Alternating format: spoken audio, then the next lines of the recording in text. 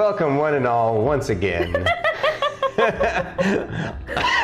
This is in honor of Aries, because on his D-Gamer Aries, a lovely and amazing streamer whom we adore. Go check him out. He's a VTuber with a really cool avatar who likes to wear his mug on his head like this. So we love him.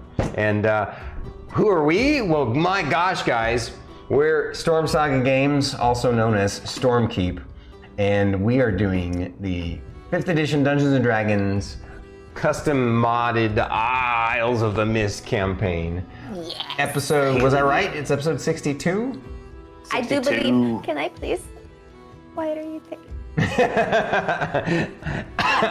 It is an honor to be here with you guys tonight, and we appreciate you all showing up for our lovely shenanigans and adventures every Saturday night. So I'm StormyD, your host, Dungeon Master, NPC guy, and the main NPC that I run for the story and stuff is Rylar the Suffrigant, and he's a lot of fun. And right next to me, I have my lovely, amazing, significant other. Please introduce yourself, significant other. Hi everybody, I am itsStarkitty. I play Emillynn Ray, the war bard of the party leader, and I had something else I was going to say about her and I completely forgot what it was. But this is the very real Philip. Is it real Philip? It's a real Philip. Philip is short for polyphilipponic perceptitude. Yes, the polyphilipponic perceptitude. Perceptitude without the T. Perceptitude. There you go. It's gotta have a lift. He's also a prototype. Still trying to figure out what he's a prototype of, but Who knows? Maybe that's what we're talking about tonight. But yeah, we'll get to that. Introductions are done, or when introductions are done. Right. Thank you for your introduction. Chat, Philip loves you. Yes. Yes. Okay, we're gonna roll a die to see which one of them gets to introduce themselves first. All right. What are Looks you like it's doing? Fern. I'm fixing. He's pulling earwax out of her ear. No. Wow, she still had the little plastic thingy on her after all this time. That's funny. I was like, why does that look weird? What is that?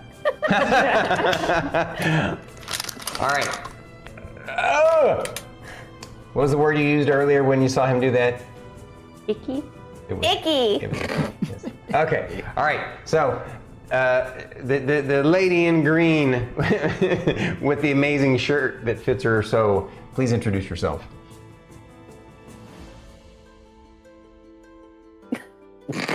Use the mics that we just spent an hour fixing. Hello, Archeros. Welcome in. Who am I? You told her to introduce herself. That is her name. It's just missing the IRL. That's true. What a smart ass. I'm Druid IRL, and I play Fern, who's a wood elf, Circle of Spores Druid, and this is Chockapillar. Fantastical. All right. And next to that amazing lady is the sexy, wonderful, bearded god of doom himself. With the titties and everything. Got them titties. Hey, calm your tits. Oh, hello everybody. I am Fate, and I am playing Lorkris, who is a Goliath that is a Oathbreaker Paladin of Valora in the Path of the Great Cleric of Weejoss. It's weird that I don't have to lean in to introduce myself. I can lean back. I know, I keep reaching And for the drop it mic like that's it's not hot. there. Yeah, that's weird. I like it. I like it. Hello everyone. Welcome. Welcome to the show. Gonna be glorious. I am slightly distracted because I forgot to add, The music. and am now adding. No, the music's there. Oh, the ats. Yes, the ads. Tell me if they're showing up right. I see it. So, all of our amazing folks watching the show, please support and drop a follow subs, everything, bits, all of it to both of those wonderful streamers. Their links are in the title, so check them out. We're a team. We make this work together. They're as much as part of Stormkeep as the guy who started it. So it wouldn't really be the same Maybe you should without take this away from me. Yeah. I know you well enough. So that's us, guys. Everybody follow everybody here. Because we all love you. All in this together. Yep. It takes a community. Dun. It takes a community to raise a community. Yeah. It also takes a community to keep this one under control. That is true. Or to watch her spiral crazily, on her streams I mean, that's too. fun too. It is pretty good. It is pretty good. If you like chaos and lots of talking with a little bit of gameplay, check out Druid IRL. If you want chill, relaxed, lots of epic and skilled gameplay, go over to Extirpate Fate, and you'll love them both for different reasons. Yeah, and if Just you like we want wonderful gameplay of some retro games as well as some modern games, go check out this guy, Stormy.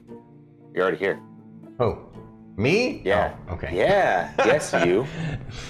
Thank you. That's still me. We're not doing the fusion dance. Let's go. Ha! Oh, And then if you like some live tabletop Dungeons & Dragons roleplay, come check us out on Saturdays. Oh wait, that's what we're doing now. Oh wait, yeah. Eventually, we'll get there. On Fridays, go check out Band with the Banter. There you go. With these two wonderful people. Well, I plug Saturdays because that's the only time I'm usually on stream. Occasionally, I'll drop in on Stormies just to say hi. Oh, you also participate on Friday night Celesta. That's right. Oh, yeah. You forgot that. And you also do Diablo 4 and stuff. Yep. Right. Yeah. In fact, this Wednesday is going to be a special Diablo 4 day. We're going to be playing myself teamed up with itsStarkitty, Druid IRL, and the lovely Artology Inc. So can't wait. Who's anyway, these amazing emotes. That's all the plugging that's going on tonight. The folks are here for episode 62, Dungeons and Dragons. There's you guys came at the right. Like if you ended up missing an episode or two last, tonight is the perfect one not to miss. You're going to be happy you came tonight because they finally, after they made it back to let's do the recap, so that you guys will know where we're at and why it's such a big special night. All right. So the party had been on this long expedition where they effectively got trapped on the other side of the barrier, figured out all kinds of mysteries about Fern's ancestors, about the barrier itself, what it really is, that it's actually some sort of transcendental cosmic bubble. It seems to be some sort of protective membrane of this light at the top of this mountain, and they don't really know much more about all that. But they did figure that out at least. They just don't know why or what is protecting or anything. They also figured out who the big bad was behind the downfall of her ancestors. Turns out he was actually also a minion of an even bigger bad that they know very little about, other than he's like some sort of shadow man. And The Void Lord. Also called the Void Lord. Correct. Yeah. But after all these travels and travails, because they had lots of travails, fought lots of monsters, and got messed up a bunch of times, but they prevailed against their travails, and they are now back at home. After the other big cool thing was that Fern was able to figure out tree teleportation technology. She rediscovered it / developed it. At any rate, and that's what they used to get home.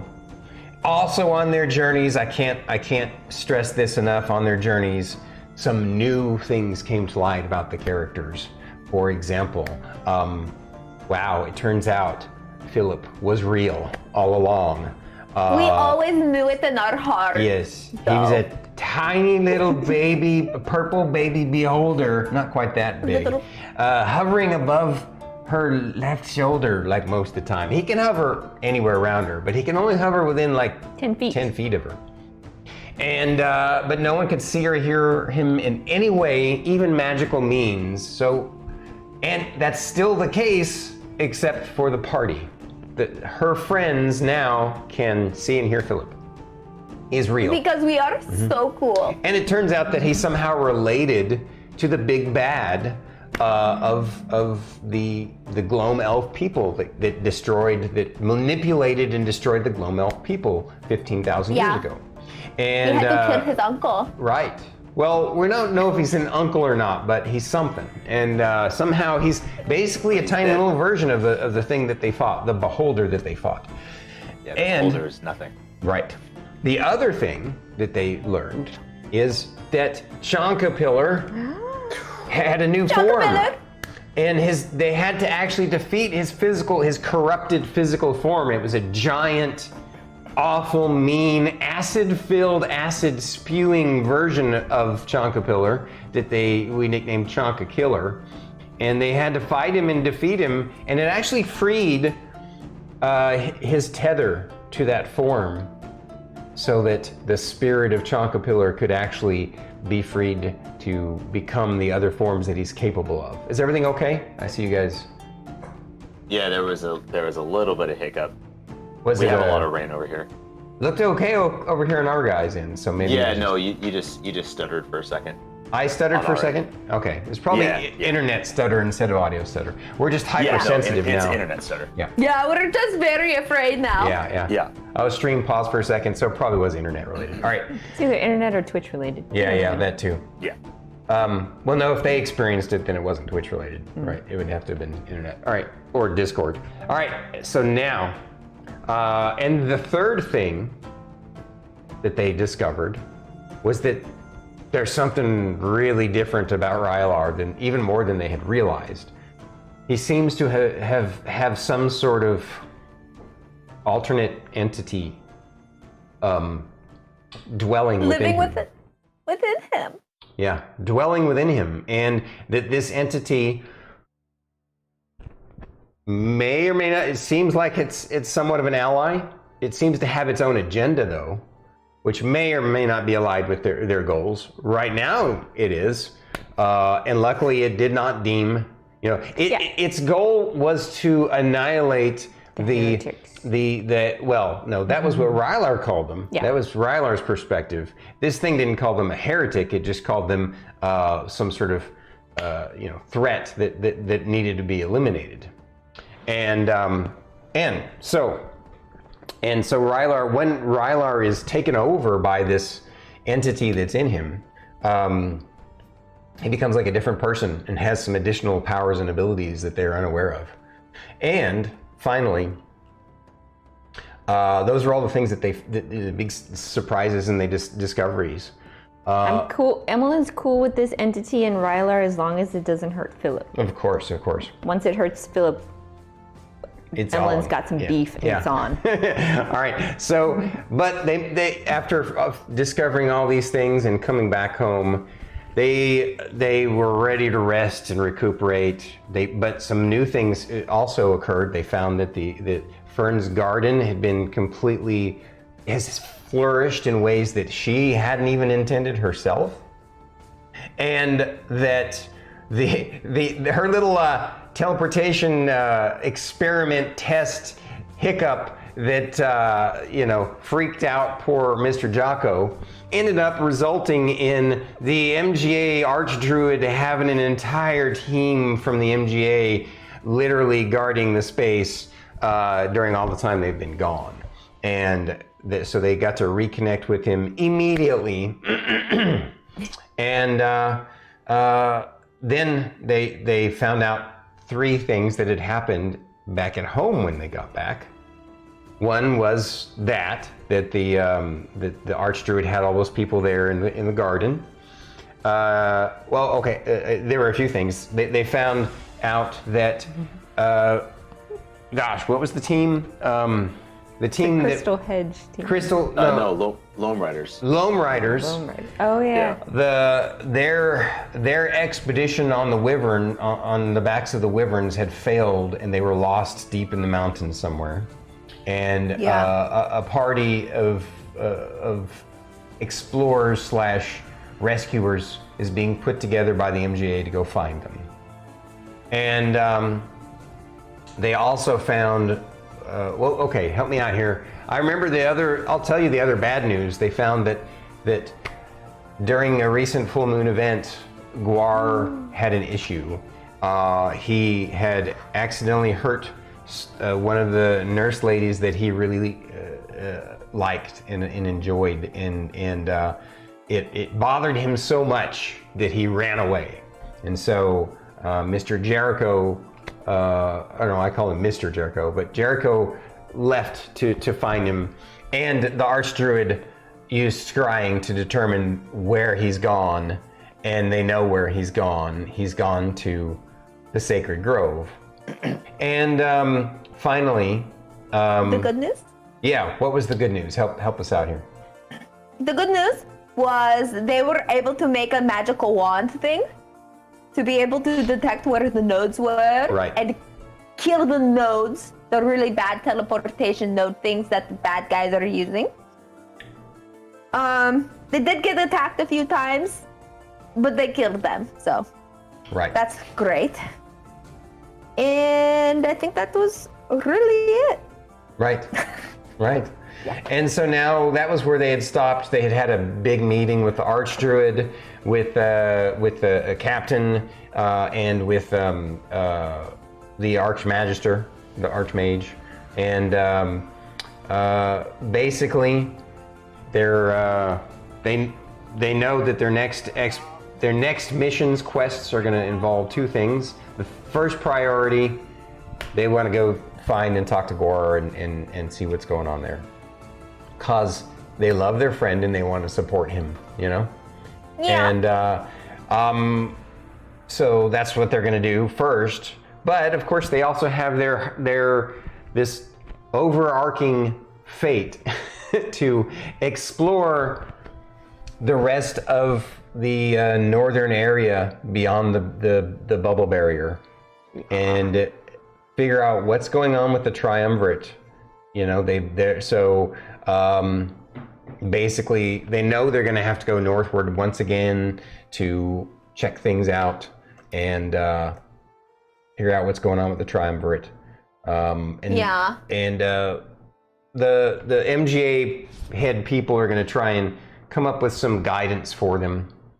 And I think that's basically where we had left off, except that this was where we left off, and why tonight's is sort of a big night, is that one thing that they had done when they were in the barrier is by taking on that beholder and having Rylar become this other entity thing that helped fight it, they figured out, okay, Rylar's connection to Goo, or the Great Old One, is something unique and different. And again, he's got some sort of entity, either like possessing him. They're not sure what to call it, right?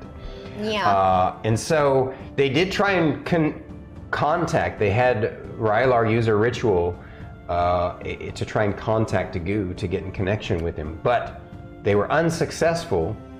And the response they got through Rylar auto-writing in his book was very complex. They couldn't quite figure it out. But eventually they did. They kind of, through trial and error, deciphered what it meant. And that was also what helped them figure out that the barrier is a bubble of some kind, a membrane of some kind. And but it had also warned them that basically they're not going to be able to contact Goo while within that bubble. So now that they're home and not in the bubble, they went up into Miss Ray's soundproof room. Soundproof room to have to see if they can recontact Goo, and they did the ritual with him. and they contacted something. We got the answering service, guys. Not exactly Yeah. the answering service, but it turns out it looks like, it appears to them, what they contacted was the entity Twilight. residing within Rylar. The Twilight Imperium. Yes. Well, I wrote it down. he's speaking on behalf of the Twilight Imperium with the knowledge that he Bonkai? has. Excuse me, I should say. What? Bonkai? Yeah, Bunkai. So we're gonna redo that briefly. I didn't rewrite anything. I'm just gonna try and practice my usual improv skills. We're gonna get this done. But basically, the being inside Rylar that apparently can take him over from time to time identified it itself with a certain name, and we'll get into that because we're gonna basically redo that right at the beginning. So. Please hold. Your call to the Imperium is really important to us. All right. Background music, and it's the coffin dance song. The coffin dance song, ad infinitum. I mean, I love that song, but can you imagine if it just was on repeat? That would be like not good. Yeah. All right. So here we go, guys. That's the gist of it. Now we want to do individual recaps real quick here of what the characters felt like stood out to them the most from last session. Here we go. Starting off with Mr. Fun himself, Lorkris. You're so fun. Not boring at all. No, No, not at all. he's not boring. Actually, he's not All of boring. this. He's just very stoic. No, it's just I know. That's why it's funny. he's so happy to be back. He's happy to be amongst his friends. He's happy to be here with Jocko and Sylvis and Team 2, which I don't even know if Team 2 has a name yet, but it's Team 2. Team 2. No, I think the thing that stood out the most was just like expecting to pop back in quietly in the garden. And of course, it's never gonna be quiet with us. Just, why are you all here? Oh, makes a lot of sense. Okay. What happened to Guar?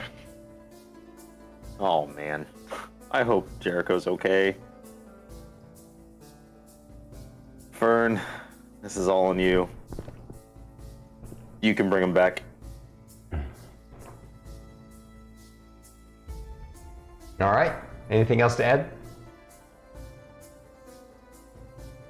Somehow my bag of holding feels lighter, even though it doesn't, because I got all the gold out of there. Right. Technically it doesn't feel lighter, but mentally, like, oh, now there's so much space. Right on. All right. Here we go.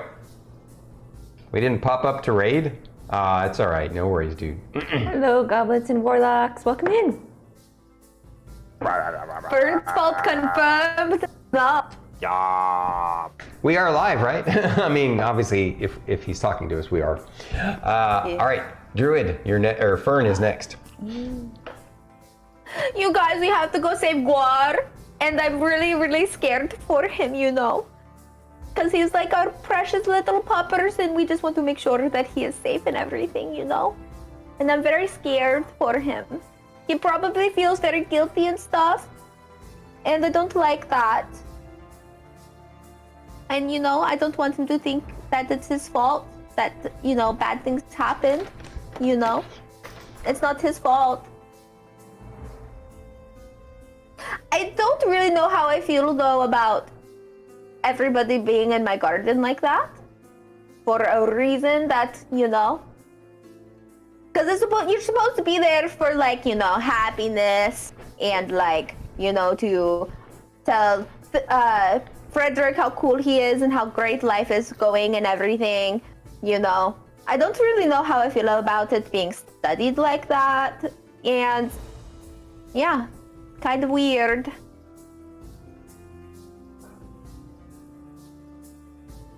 Don't forget that his friends Crystal Hedge were there too as the guardians, so you know they would.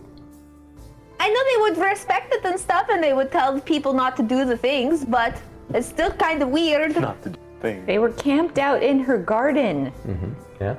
You know that like ruins like the moss and stuff that's on the ground. Having a tent like that. Well, there's not moss everywhere on the ground, right? Some of it's going to be grass. Not everywhere, but some places, you know. Maybe there was a mushroom trying to grow there, and then there was a tent put there, and then the mushroom's like, well, now I can't grow right here because there's a tent in the way. Fern's one of those people that gets upset when you move a single rock on the path because it ruins the ecosystem. You know, when you pick up the rock, you know, then you destroy the home of all of the little isopods and stuff. Do you have anything else to add, Fern, besides that? No. Okay. No. Thank you. My turn? Yes, Miss Emillynn Ray. Okay. So much went on last week. Emmelynn's perspective. Was not expecting a welcoming party when we came walking through those trees. The tree. Yeah, that was very shocking. Definitely not expecting that, but yeah, lots of questions. Oh my God, so many questions. My brain is hurting. I don't want to answer all these. There's one important thing that I want to get to, but I can't do that. I have to smile and be happy and answer all these questions. Philip, why?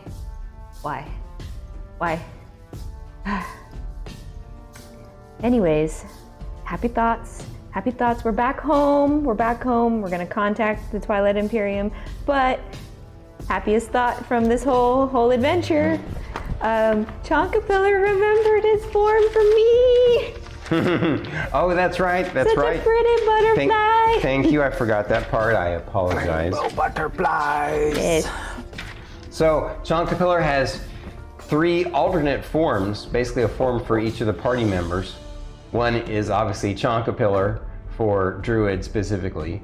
For Fate, he's a big, fluffy, one of them big, fluffy, muscular-looking moths. He's a Stronko moth. Big old Luna moth. Luna moth, right? A Luna moth, yeah.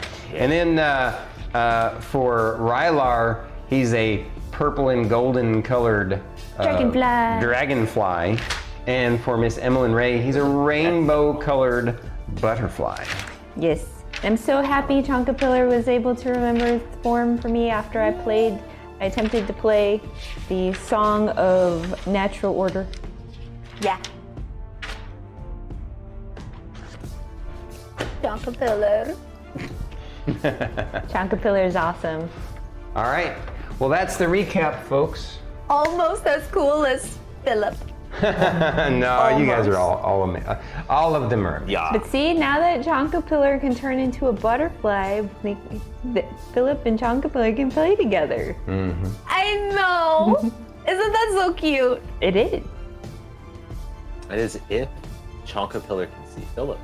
Chonkapillar totally can. Right, Chonkapillar? Chonkapillar can what?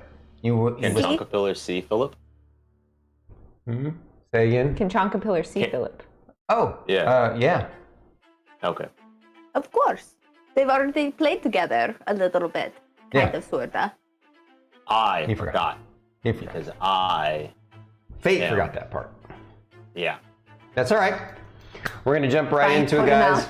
Thank you so much for joining us once again. Thank you for the lurk, Lucy. Much appreciated. And thank you for the well wishes, the wish of a raid, Goblets. We appreciate you.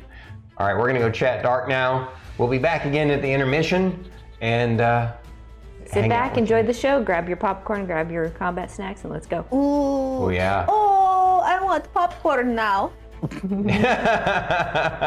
No worries, Goblets, you're good. Don't apologize. Yeah. It's all good, dude. All right. Yeah, do not apologize, I swear. Water. There we go. Okay. Yes. Setting the stage. You guys are in her, her little personal sound studio that she uses to play her violin. And I did put a note on the door telling everybody, don't enter. I can't hear you. Yeah. Well, you also, you can lock the door. Sure. Yeah. Only a couple of people have a key, and you let them know that you want privacy. So you guys are golden. You set up the ritual circle. Rylar in the center. You guys were circled around it. performed the ritual, it worked. He suddenly, now the room is filled with this kind of eerie purple light, and purple light is glowing out of his eyes and his mouth that's just kind of hanging open like this. It's just like glowing out, like almost like rays slightly coming out, and he's just hovering in the air like some sort of strange, Tibetan monk. Not like this though, just like this. And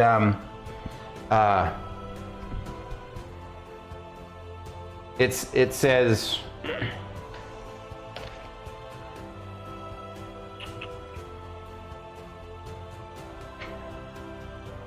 you've contacted the Twilight Imperium. I am the base neutrino quantum artificial intelligence, and I have been authorized to speak on the knowledge, answer your questions based upon what confidential information I am privy to.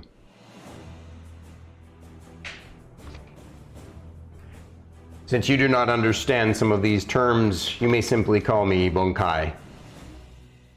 Bonkai. Yes. Base neutrino quantum artificial intelligence. I guess you guys already wrote it down. BNQAI. So that's the first thing that comes out of its mouth. Tell me first, describe you guys' I want you guys to describe your reactions to that. My reaction is jaw drop. What the heck is this thing that we're talking to right now? Fern is very much, because she was sitting down around the circle and stuff. And you know how cats, they turn on their anti-gravity really quick and they just jump in the position that they were in. So she does that jump back and is on all fours and scurries back a little bit, what? Right. And slinks over towards Miss Ray for comfort. At the time that you did that, because of course Shakapilla was sitting on your shoulder, when you did that and that reaction, he immediately popped into his dragonfly form and is hovering behind you. And Philip, when you had that reaction, all of his eyes are wide open. And he's hovering behind your head, kind of peeking around from behind your head. Peeking around with his little eyeballs. Yeah. Just a How about little Lorkris? one, not the... Still stoic faced. Okay.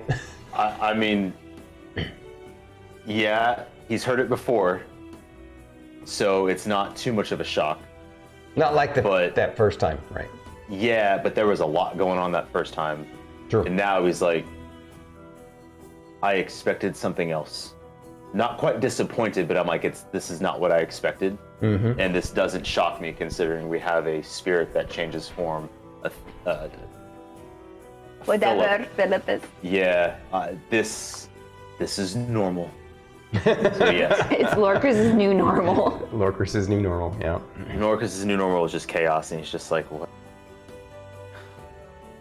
What did I sign up for? Why did I ever leave in the first place? All right. God. So, he's hovering there, and you guys are in this shocked state. And again, the voice that's coming out, Rylar's mouth isn't moving. And the voice comes out, and it actually intones, state your questions. Our time is limited. Are you Are you part of you go, Rylar? Are you in Rylar? What? Where are you? Who are you? What? I have so many questions. First of all, I should probably not ask any. Sorry, Bonkai. We probably have so many questions for you, but first of all, are you part of Rylar? This unit has been installed within Rylar. It is here to assist in his mission to eradicate the... What was the word that I used? Oh, God.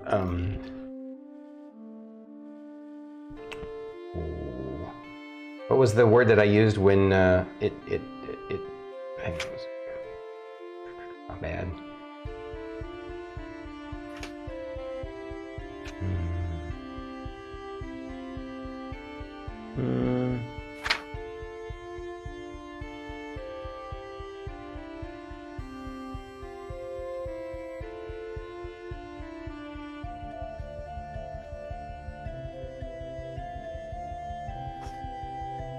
Is that your mouse? It's like, yeah. No, Sorry, that's... I appreciate you. Hang on a sec. I see what you're doing there, Fate. Yeah. Now, what? I lost my train of thought. What were we talking about? Oh, you were asked. What was? Say again. I asked if it's part of Rylar. Oh, yeah. He said I've been installed in this unit to assist in its protocol to eliminate the rogue bioweapons.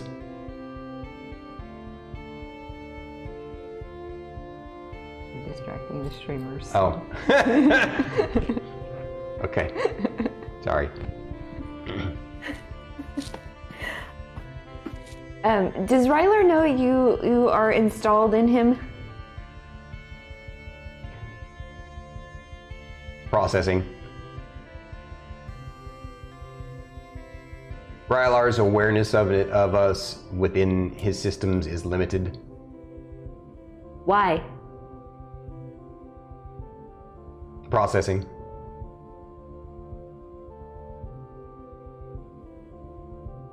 If his awareness was to... Hang on a sec. Processing.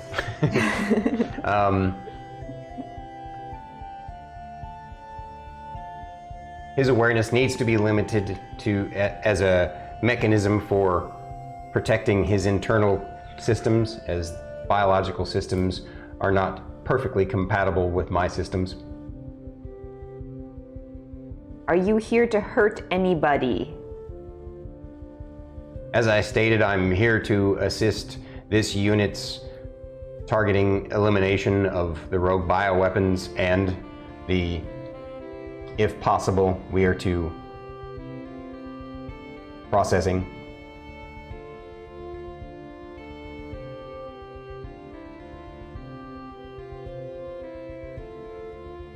Processing. Write your question down. Yeah, go ahead and write questions down if you have any, so you don't forget them. And yes, your character can talk to it too. Oh, but I'm trying to be responsible, not asking stupid questions. No, that will be fun. It's not like you guys are speaking with the dead and you have a limited number of questions. No, I get where she's coming from, because Fern is bound to eat up all the spare time asking irrelevant questions because she just wants to know the random things compared to... Well, at a character, I do want it to be clear that even though it says we have limited time, from a role-playing standpoint, you as players do not. So just to be clear about that, there doesn't seem to be any, you guys are good to go. Role play it and have fun with as much as you want. I need to finish my statement. He was saying processing finished. We're here to eliminate the rogue bioweapons and the processing.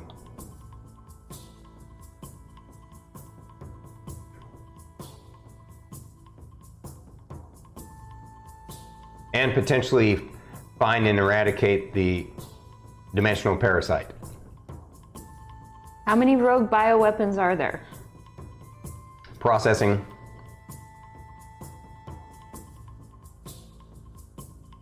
The only known bioweapons in this particular multiversal vicinity designate as 00.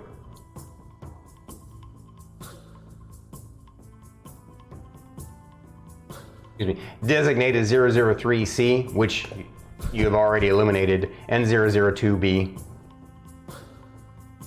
There could be other rogue bioweapons in other multiversal vicinities, not near here. Fern, did you have a question?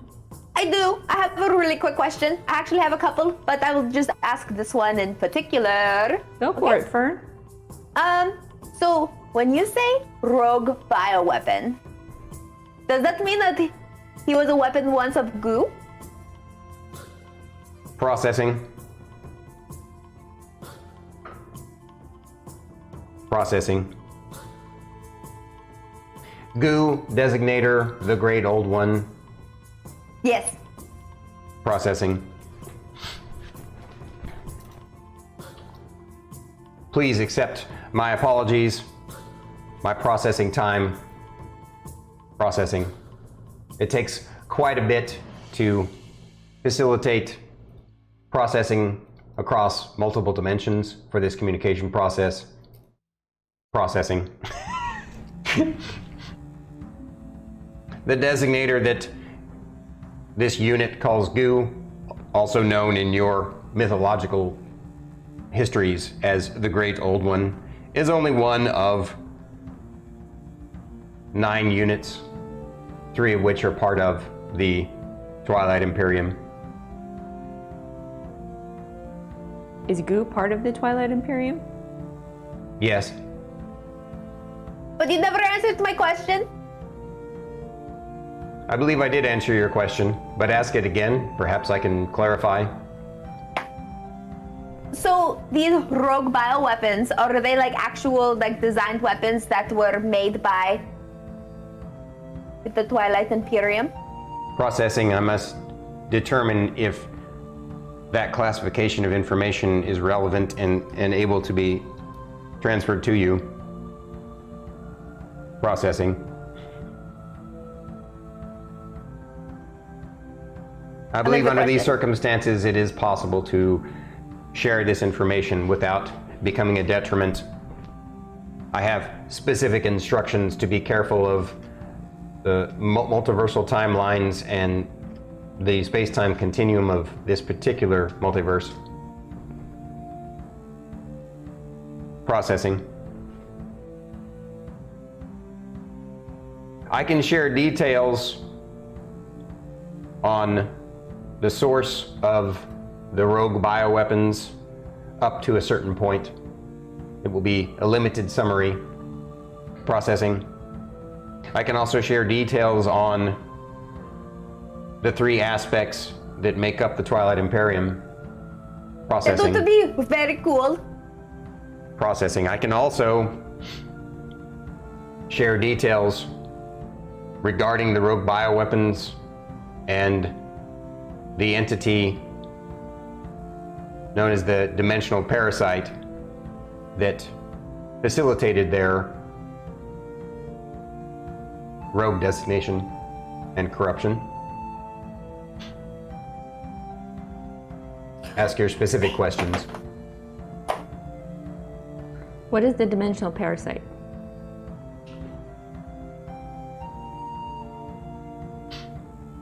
The answer to that would probably require more information regarding the processing. The overall construction of the dimensional multiversal planar existences. Processing.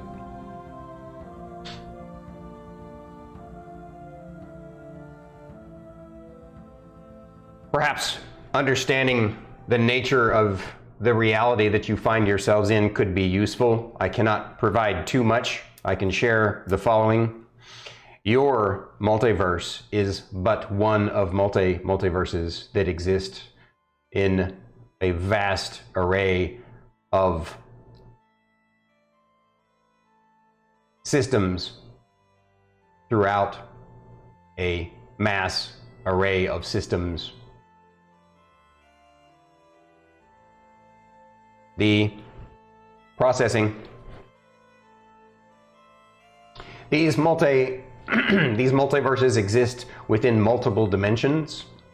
The Twilight Imperium are entities that exist on a different dimension than yours, but all of the dimensions touch one another in different ways and have interactions that are inexplicable in many ways. Processing.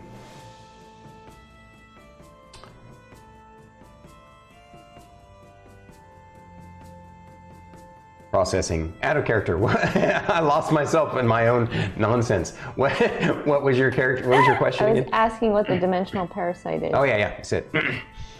As regards to what the dimensional parasite is, it is an ultra-dimensional being that is considered to be parasitical, as its sole purpose is to feed on the corruption and destruction that it can that can be wrought across single individual multiverses. The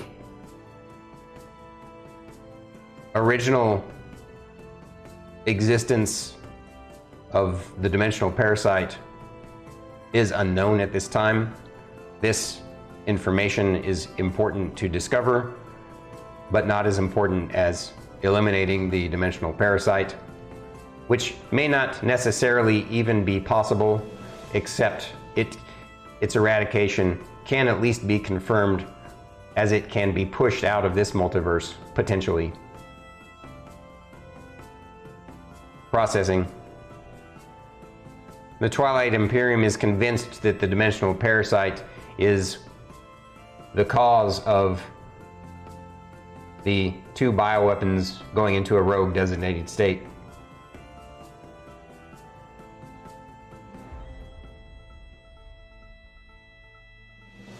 Is this parasite the entity that we come to know as the Void Lord?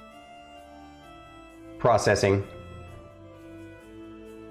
Based upon this organic unit's interactions during your facing off against the rogue bioweapon target designation 003C, yes, I can confirm that based upon my tracking parameters, you have eliminated one of the 2 rogue bioweapons under the corruption/control of the dimensional parasite.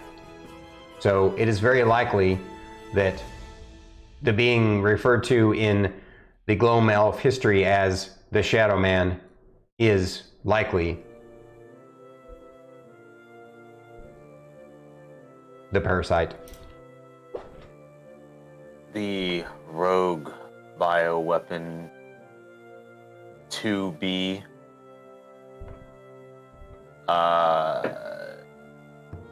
Do you know the whereabouts of this?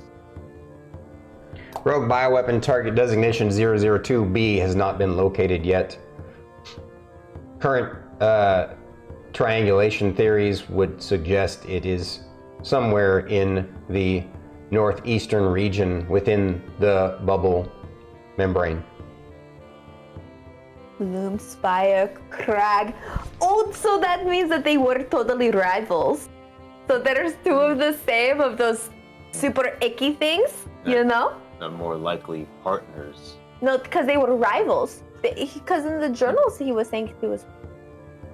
You gotta go. Never mind. Is that a question? Please clarify. Processing. That was a fate misforgition. Forgot. Fate forgot. Okay.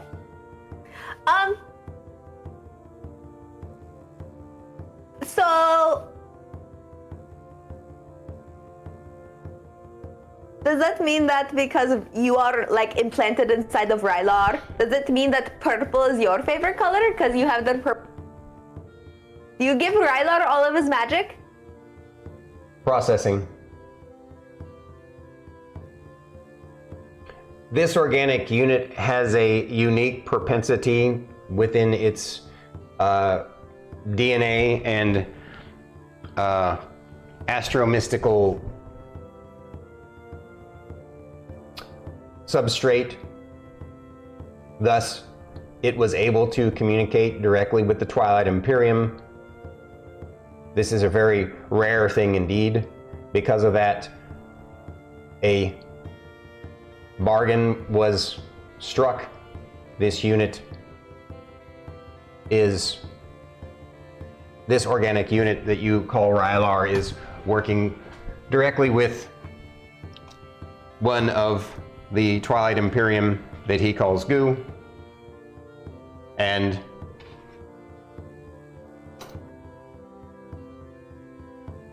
out of character, I lost myself again. What was the question?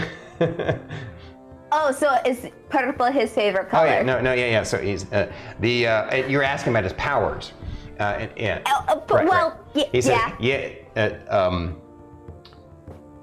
he has a propensity for this, and because of that, we were able to. This unit is able to bring out his potential in ways that he might not have ever been able to. I have another question. Go for it. So, okay, you keep calling Rylar, like some, biological this, that, whatever, right? So does that mean you don't have a physical form at all? Does anybody in the Twilight Imperium have physical forms? Do you have a physical form? Processing. The answer to that question would require a bit of explanation, but if you will be patient, I can answer it. I will be right back, but I can still hear everything. Okay. You all right? Yes. Bathroom? Let's break?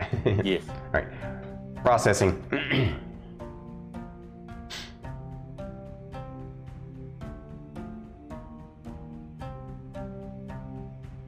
Technically speaking, as I explained to you, I am the base neutrino quantum artificial intelligence. I know. I don't know what that means. That vocabulary doesn't mean much to the beings of your world because your world's technology evolved in a different direction than the universe where I come from. I am a tool that is left over after the death of a different multiverse over 1 million years ago.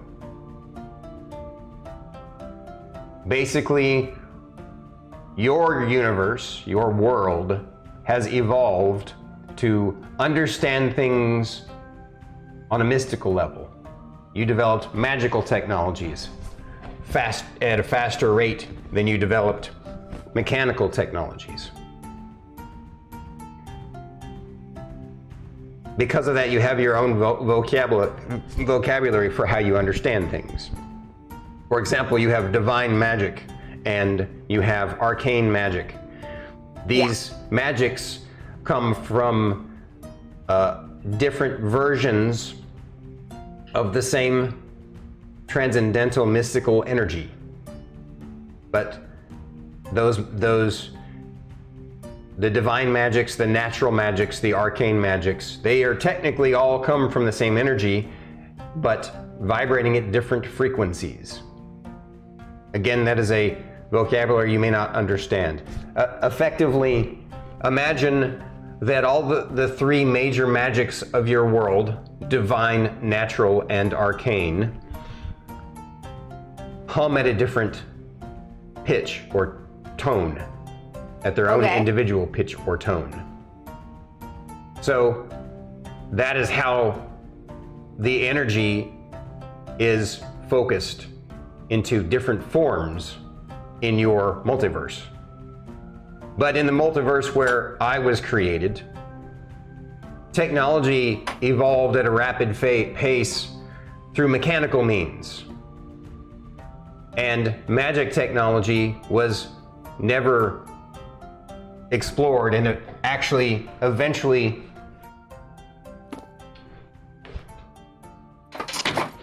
didn't truly exist in the type of form that it is now. However, energy is made of something that your people do not have a vocabulary for, that are called particles.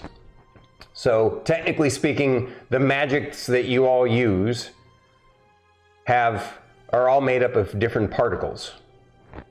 The three different magics that you all use different compilations of those particles in different wave forms. In the universe that I came from, technology had developed in such a way, because it was mechanical, it was not bioorganic. It was basically magic comes from within you, within the carbon atoms of your body. In the universe that I come from, technology was developed using silicon-based. Eventually, as the technology grew and developed over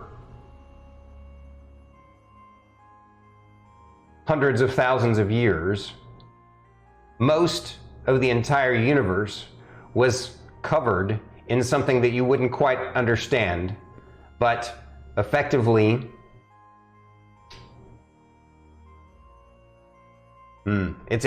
processing is a term that you will have a difficult understanding, but it's something called I already don't understand.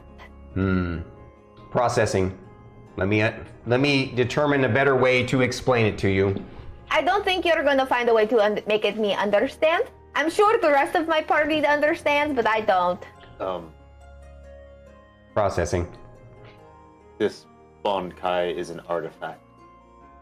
But like, is he like an actual person? Is he a god? Processing. Is he like An a spirit? An artifact. I don't know what you mean by artifact.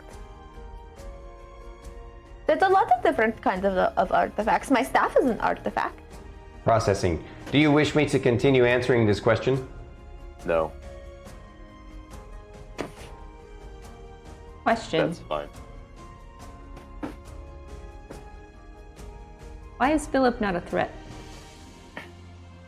He looks like the rogue bioweapon that we destroyed. Processing. Do you wish me to stop answering the other question and answer this new question? Yes. So, out of character, you guys don't want to hear the shit that I have to say?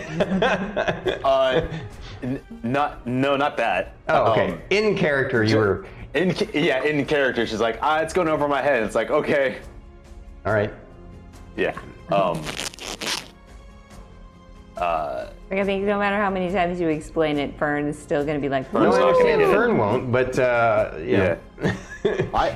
I'm sure Lorkris understands it as you're an artifact. You're a sentient artifact kind of, from sort a of. different dimension. So, yeah, all right. So if you were role-playing that with him, let's role-play it now. The Bonkai Sure. is going to continue. He says, processing.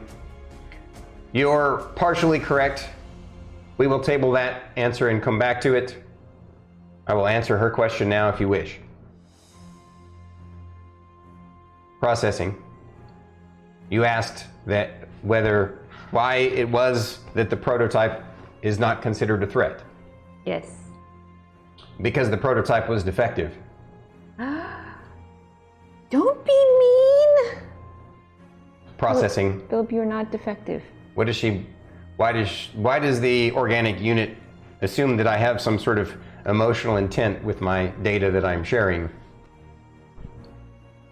Sorry, that was my emotional reaction to something that you said. Processing. Please understand defective in regards to its original intent and purpose doesn't necessarily diminish its importance as an entity, or it just means that it's not good at what it was built for. It's a really poor bioweapon because it's defective. Was Philip created by the same person who created the other bioweapon? Philip is the original prototype of the polyphiloponic percepitude. Who created them? The polyphiloponic percepitude.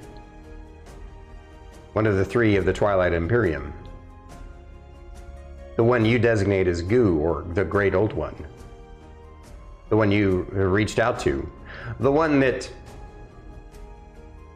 turned back time and brought this organic unit Rylar back from the brink of annihilation. I'm looking at Philip. Really? Philip's like shrugging his little eyeballs. Can we rewind for a second? Sure. You said Oh, is it still role playing? Yeah. Okay. Yeah. What?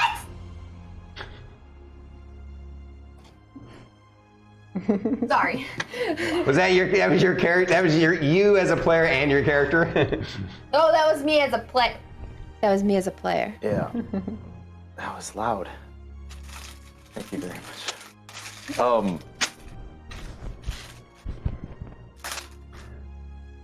I lost it. You were confused by it saying that that Philip is a defective prototype. That was created by the No, I remember. one of the three of the Twilight Imperium. Processing. Perhaps a little bit more understanding of the structure of the pantheon of existence would make a difference in your understanding? Yes. But did you have a question, Lorkris? Perhaps what I shall share will answer his question. If not, we can readdress it.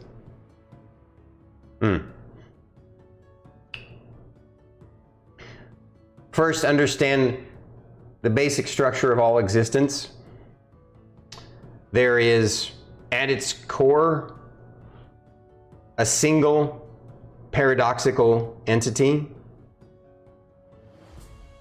It is the singular source of all consciousness. You could call it a super consciousness, as it were. It has many names. Primarily, the Progentian is what the Twilight Imperium designates it as. It is multidimensional and infinite in its existence. It is the ultimate fractalscape, as it were. Beyond that, at the next level down, when it made the imaginative decision to experience itself from a different point of view, this spawned off the three essences, or the three primordial forces.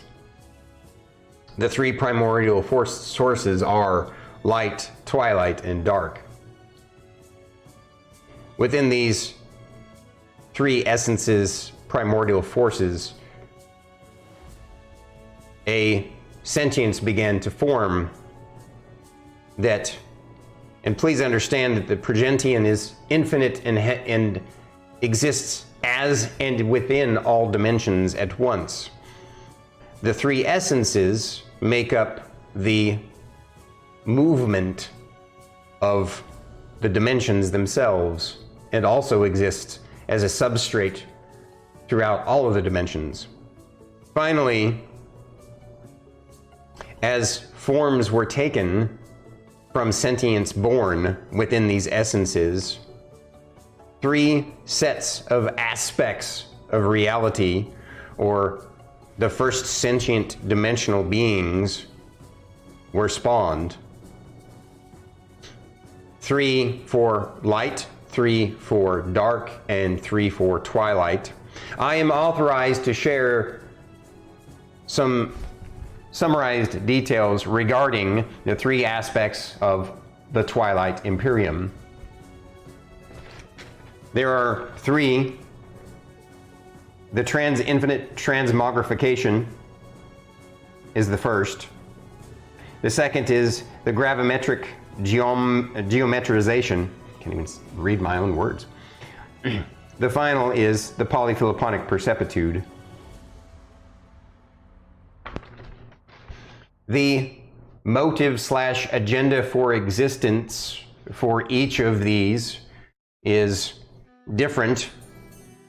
For example, within the dark essence of creation, within the dark, the aspects of the darkness, their three sentient super entities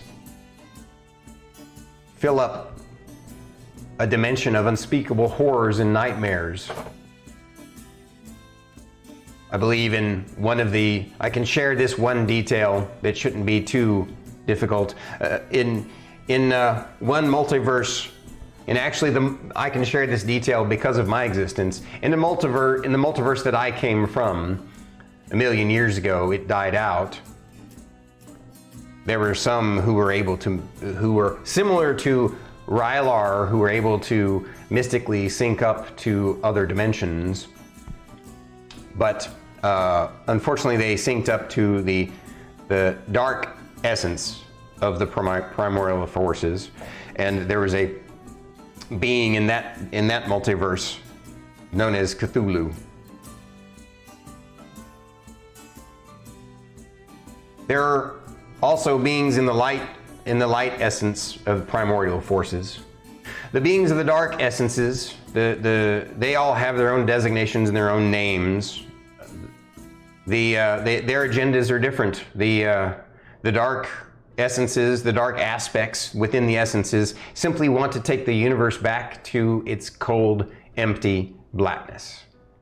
Whereas the beings within the light essences, they want to fill all the universes with energy and physical manifestations of that energy and material existence. They are constantly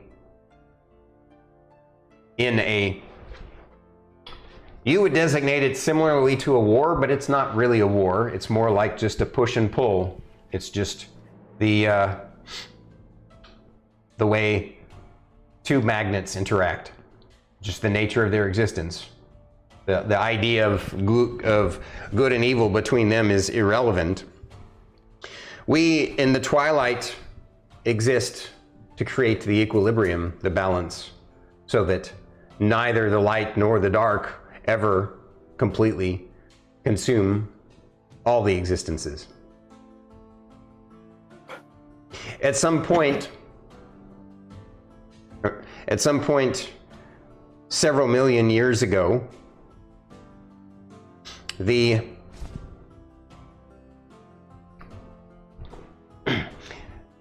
in some ancient, long forgotten multiverse, the bioweapons that you are hunting and that you have the original prototype of were created by the polyphiloponic percepitude, whom you call goo,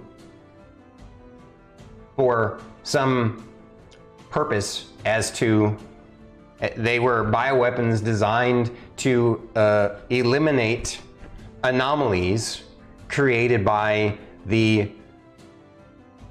conflict going on between the light and the dark realms.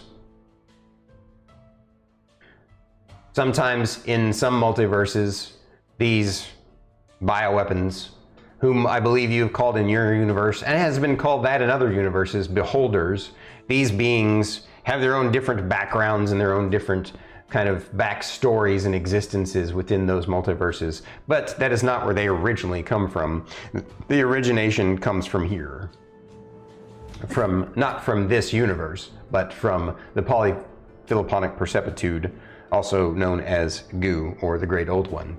Of course, whenever one of his bioweapons goes rogue that needs to be dealt with, it is a rare occurrence and only happens whenever a dimensional parasite is involved. I'm a part of this multiversal sector, and here, implanted in this organic unit Rylar, to assist his mission to eliminate the two rogue units and the dimensional parasite that has infected them.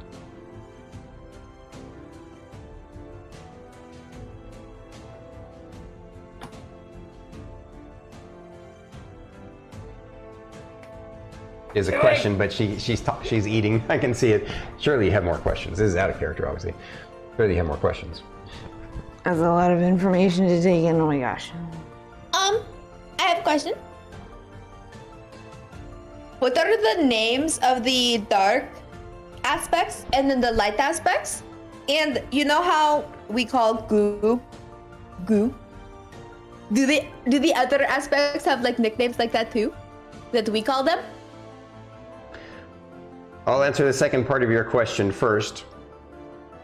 the designator goo or Great Old One. Goo was something that this organic unit Rylar came up with because it was easier for him to say that than the Great Old One. As far as the Great Old One goes, that is simply a designator within your own mythologies and histories. Probably because the aspects exist outside of this dimension, contact with them, direct or even indirect, can cause insanity and all manner of difficult physical symptoms, as you all have experienced for the brief moment that you were in contact with the polyphilipponic percepitude.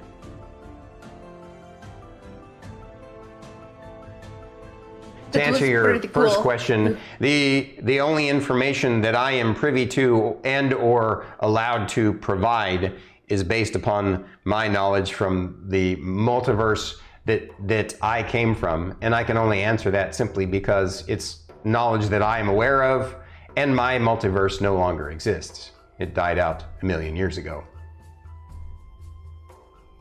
Well, can you spell the other aspects of the Twilight Imperium that you already told us, but could you spell that for us? Because, you know, I'm not a very good speller. And you also talk kind of fast sometimes. And I get really excited when you're telling stories, so if you could spell the other aspects of the Twilight Imperium, that would be pretty cool. Sure, all right.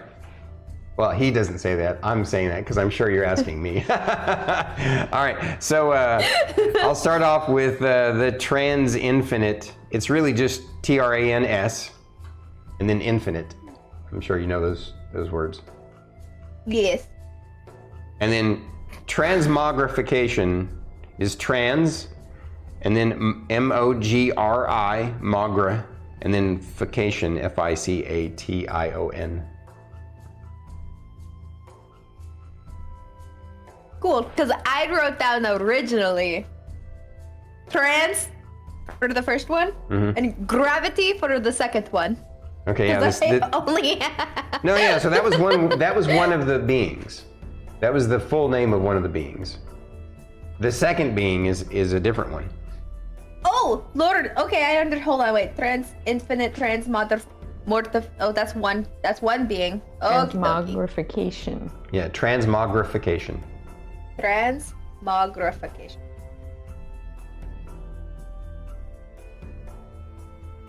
Deeper knowledge of these two beings will not be necessary for you all to follow your personal space-time connections. I understand what you're saying this time, but it doesn't change the fact that we are curious. Knowledge is useful, I understand. So to answer your question about the other being, the gravimetric geometrization. So That's it's one. Gravi, G-R-A-V-I, and then metric, just like the metric system, gravimetric. And then geometr is like G-E-O-M-E-T, and then rization, R-I-Z-A-T-I-O-N. Cool.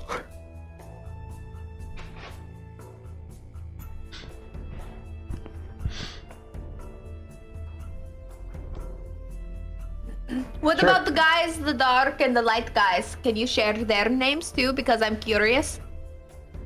I do not have that information, and I have not been given clearance to authorized clearance to give you that information, even if I did. So we only have Cthulhu for the other one. Correct. Okay. I have a Thanks, question. Dom. Yes. So, if these rogue bioweapons have been around for, say, 15,000 years? Actually, the bioweapons were created 3.4 billion years ago in a different multiverse and dimension by the polyphilipponic percepitude for ancient conflicts that no longer exist. But because they were made immortal, they have spread out throughout multiple multiverses, throughout multiple dimensions, and have found their homes in other places. As long as they do not interfere with the directives of the Twilight Imperium, their individual existences are basically ignored. Even though in some universes, most of them have become rather corrupt by the multiverse's standard, they do not propose a threat to realities on a cosmic scale. However, these particular rogue bioweapons who have been corrupted by the dimensional parasite represent a great threat to the special event that is occurring in this multiverse, and that must be stopped. And it is also a potential for us to find this particular dimensional parasite and eliminate him from this sector of the multiverses.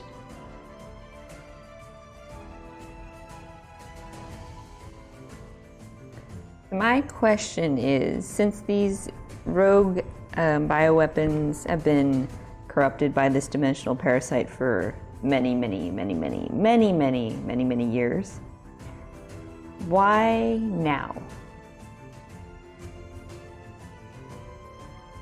Why are you around now? Have you always been in Rylar, or have you been in previous beings? Organic beings. Processing. This unit was installed in Rylar after it made contact with the being you call goo, because of this particular commitment that the organic unit Rylar made to the polyphiloponic percepitude in order to find the dimensional parasite and these rogue bioweapons. It was simply facilitated.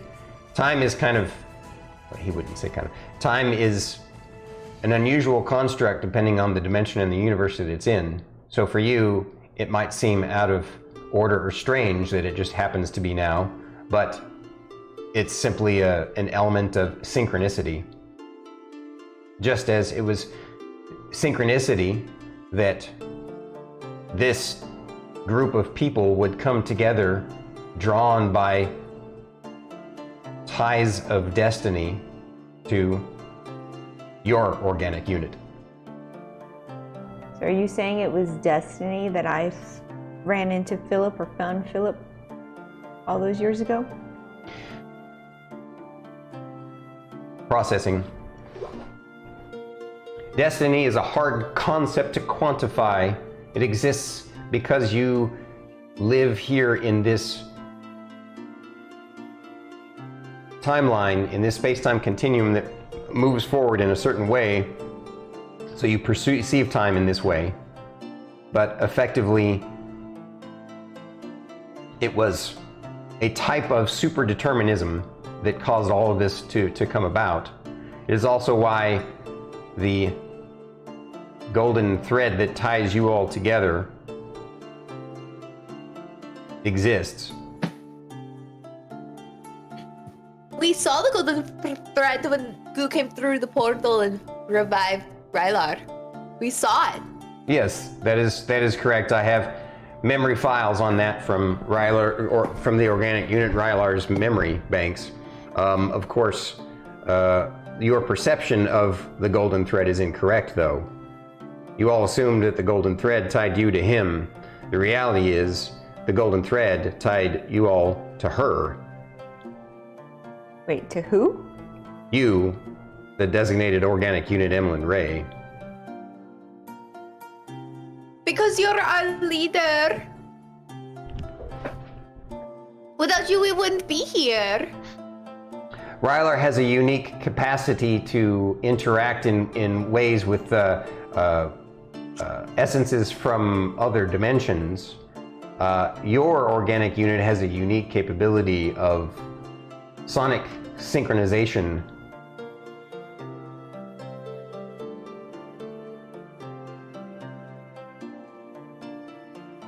It's the power of you, Miss Ray, that we are all tethered together by the powers of fate and destiny.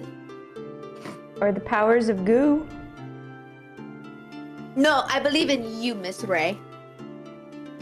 Well, please understand believe it's that sound is a waveform as well. Yeah. And Miss Ray is like the best, you know? At making sound extra beautiful. So, how is it for so long I was the only person that could see and hear Philip? Processing.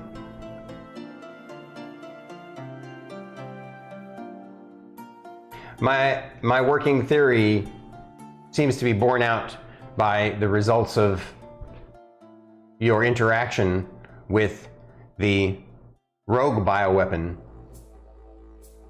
Apparently, because the rogue bioweapons do not originate from this multiverse, they were not purposely implanted here at some point or did not purposely travel here of their own accord, but were brought here by the dimensional parasite.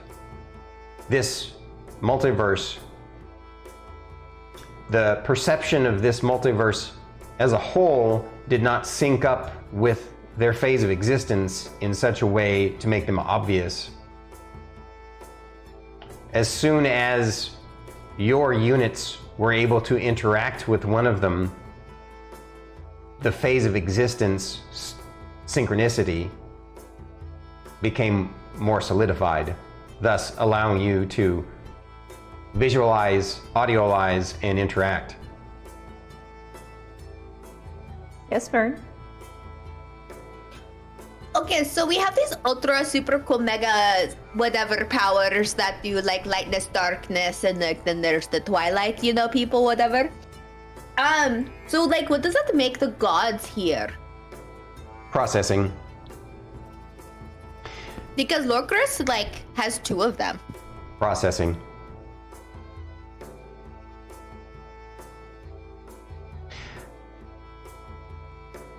Please understand that my discussion of the different aspects and essences born out from the Progentian are not powers or controls, as it were. They are simply the original substrate of existence. They are they're abstract concepts. They're different dimensions. Mm-hmm.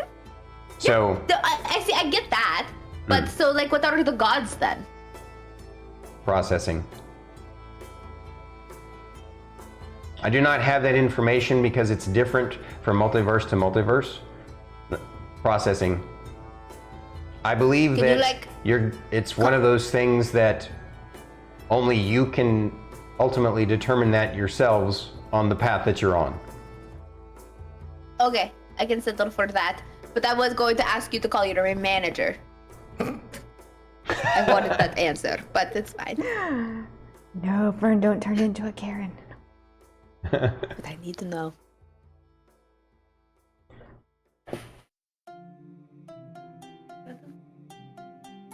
Processing. To be clear on one thing, earlier you seemed offended that I called the prototype bioweapon defective.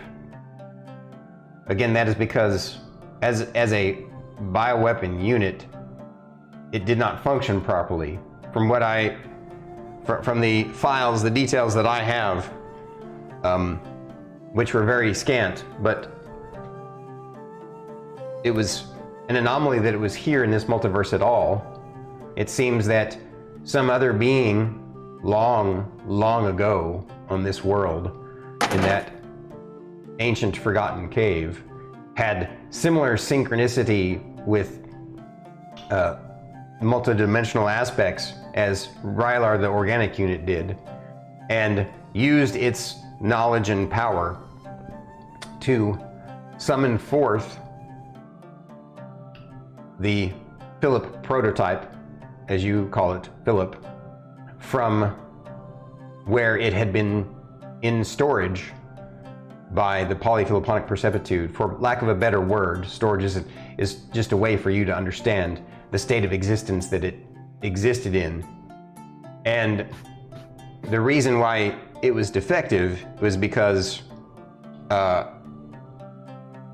this prototype that you call Philip has no aggressive tendencies and no capability to utilize any of the intents that the original polyphiloponic percepitude had intended it for. Thus, new ones were created that had a personality that was more aggressive and confrontational, as is necessary for a bioweapon.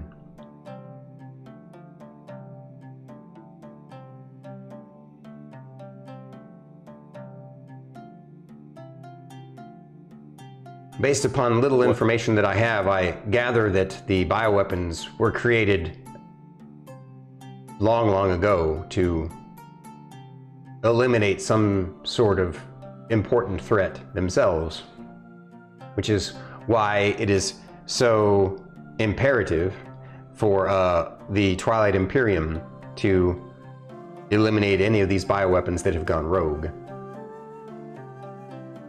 Will the Twilight Imperium eventually claim back Philip? Processing.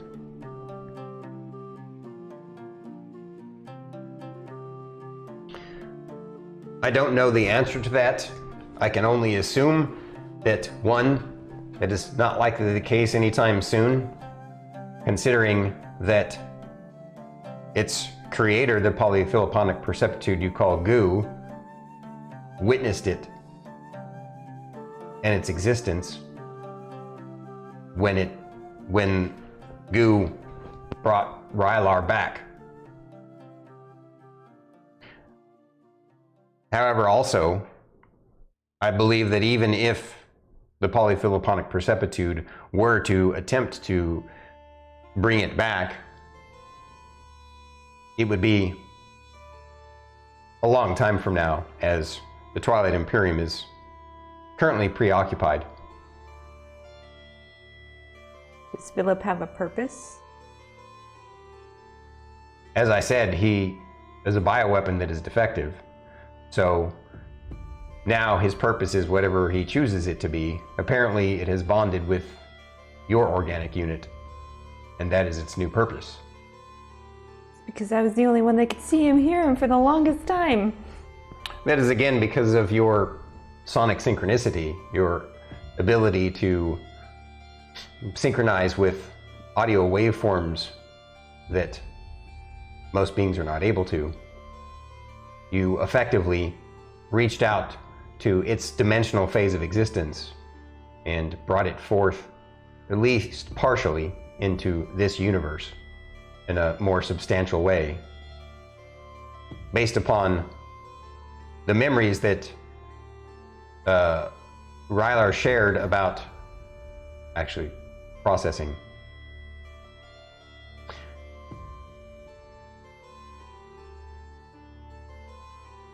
Processing. I say nothing more.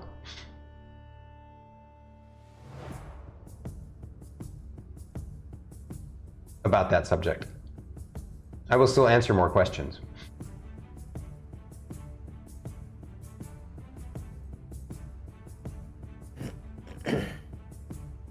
Out of character, what's the matter? You're just like, based off Rylar's memories, processing. I have nothing to say about that. But what were we discussing again? Like Philip's purpose now. That, for the longest time I was the only one that could see and hear him. Yeah. And like, why was I drawn to him? He drawn to me? I'm like trying to think back to the dream that I had when I first met Philip. And I was like, was there a dead body like near his cage? I'm pretty sure there was. Yeah. I'm pretty sure. Like, so that person brought Philip here somewhat. Because I've never been able to find the cave again that I found it in. So. Processing. I can share that but Actually, all right. Forget I said that. I will have nothing more to say on that. We'll say this. We'll say. He says processing. Add a character. The reason why I stopped is I hesitated because I don't remember if you ever told Rylar your dream Yeah, I would have shared with them. with a group. Do you guys remember her sharing her dream with you guys? I mean, they were there for pretty the sure. role playing, and like we Okay. were discussing our dreams afterwards. Yeah. Okay. So I would have told them, like, guys, I remembered how I met Philip. All right. Processing. Based upon Rylar's memories of the dream sequence that you shared, it would appear that. Well, where was I going with that? Where were we going? Well, start back over again. Something along the Too much lines CPU. Huh? CPU's overloaded. Yeah, mine is. Hopefully, I'm not overloading our audiences and you guys is. Okay. Are Okay, you? good. Open up Task Manager. Yeah. All right. Now, really, what was your original question again? Well, the original question was like, what's Philip's purpose now? And like he explained it, and then I commented as like, I was the only one that's been able to see and hear Philip for the longest time. Yeah, that's something that's always bothered Emillynn. Well, not really bothered, but like something she's always wondered about. Yeah. For the longest time. Why? But I don't know how to ask any more questions because like I have a lot of them, but most of them are irrelevant to what we need. Processing. Sometimes data can be extrapolated from the smallest minute detail. Perhaps it'd be worth it anyway. For example, What's your favorite color? Processing. I don't have favorites of anything other than it is my favorite thing to do to fulfill my purpose. And your purpose is to keep an eye on Rylar. And assist him in his mission, yes. What else can you do for Rylar to help him? Help him evolve and bring out his potential. That's the most that I can do. So are you the one that gives him dreams and stuff when he is like learns new things? This organic unit doesn't have dreams. But he says he's mentioned dreams before. Out of Is he character, lying to he us? did? I don't think so. Well, he said the wild dreams. I'm pretty sure. There was one time where we all had a shared dream, and you could argue it was more of a vision rather than a dream. Comparatively, like it did happen at night during rest, but like Rylar has never shared a dream. He's mentioned he doesn't have dreams, Or he does, yeah. or he doesn't remember them. If anything, the one time that there was a type of sequence, you could argue. Okay, was never a mind. vision. Okay, so okay, cool. Okay. But are you the one that is the one that's like, hey, this is how you like see through walls? Or is that from? I didn't understand what you just said out of character. What you said, your question was looks through walls? I know what she's at. So out of character, she's asking, is Bonkai picking all of Rylar's spells and abilities for him? Because Rylar's like, I got this new thing, and he doesn't actively. He's like, I don't know. So it's Okay, so obviously that's what something she's. So ask it. Yeah, Yes. ask it. All right. Yeah. Okay. So we'll say you roleplayed that. You're Lorkris explaining to her about her. Okay. Even though I said out of character, right? Processing. Yes. These abilities are potentialities within Rylar, the organic unit. I am helping to bring them out, and I do help bring out what he needs most at the time, and some of it is based upon what he has evolved out of the experiences that he's had. So it's a dynamic loop that continues forward. so when Rylar finishes his mission, what happens to you? Processing. I do not have any information in regards to that. I'm sure if the Twilight Imperium or the Polyphiloponic Percepitude itself wishes to install me into another organic unit in another multiversal sector for continued mission parameters, then that's what will happen to me. But who knows how long that will take.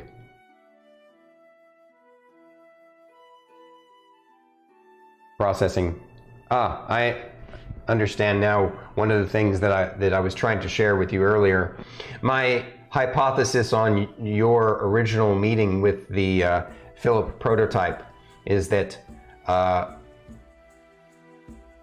the cave that you fell into actually happened to be a pocket dimension created by an ancient wizard from long ago. Oh, we've seen one of those. So that would make sense why you couldn't find the cave again. You could say that you were fortunate or lucky that you were able to escape from it before it went out of phase of existence within this multiverse. But again, perhaps that is part of the superdeterminism at work. Fate. That is a word that you can use to describe it if you wish. If it is the way for your units to understand the concept, then absolutely. Just like the golden thread that binds you all together is a form of superdeterminism or fate. Fate. But it originates from Miss Ray, which is super cool.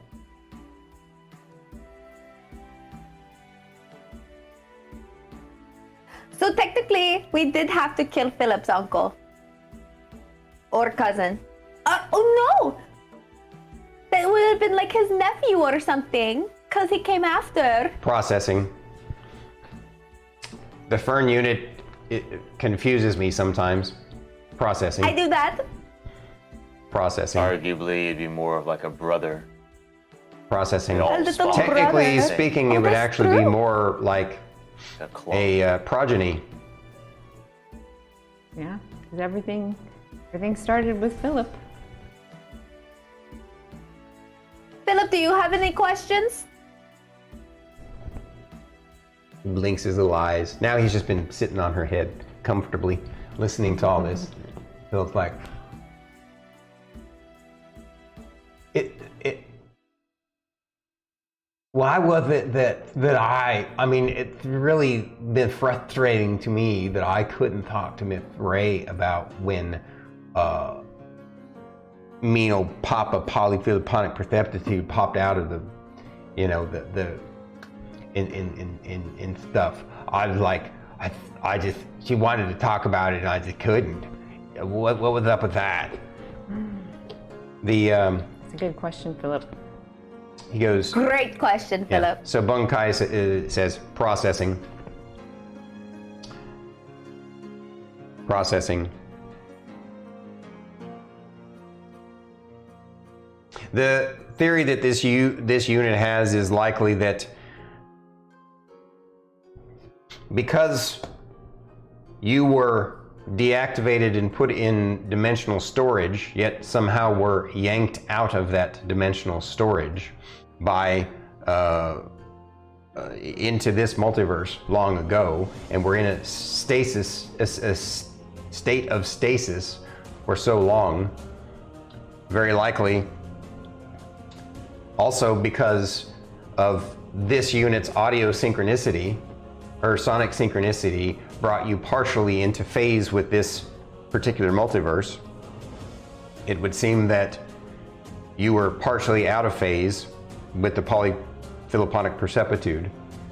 Thus, your perceptions were altered such that you didn't have the mental capacity to have any kind of interaction regarding it until their processing was able to understand it as well.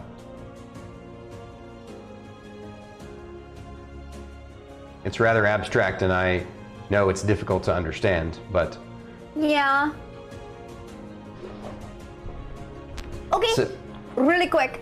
I have a couple more questions. Okay, so why couldn't we talk to you when we were inside the bubble? That is the first very good question that you all have had regarding your current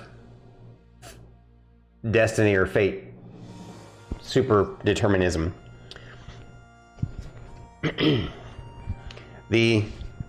Actually, what was did you have it handy? That funky.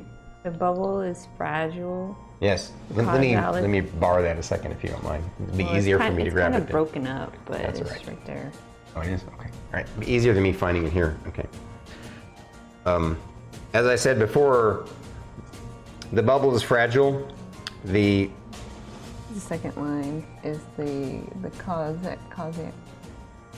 Yeah, I guess I better find mine. I can't read your tiny little handwriting. The bubble is fragile. The causalic membrane must not be disrupted. The observer's presence actualized from within the framework would be catastrophic to the process. Find egress and attempt reconciliation of connection. The Twilight Imperium has spoken. You found reconciliation of connection. Thus, here I am. To try and communicate directly, if the polyphilipponic perceptitude had chosen to actually communicate with you all at once directly from within the membrane, or from within the bubble, the membrane of the cosmic occurrence could be broken. And one of the other primary observational missions of the Twilight Imperium is to facilitate the continuance of the cosmic transcendental occurrence. The Twilight Imperium, the observers that you were speaking of in this message?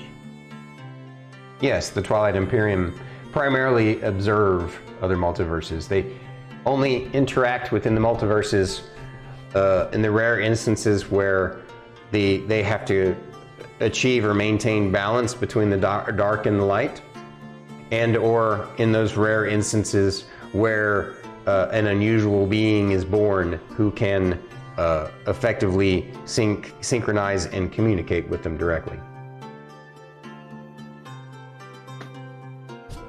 What is the bubble?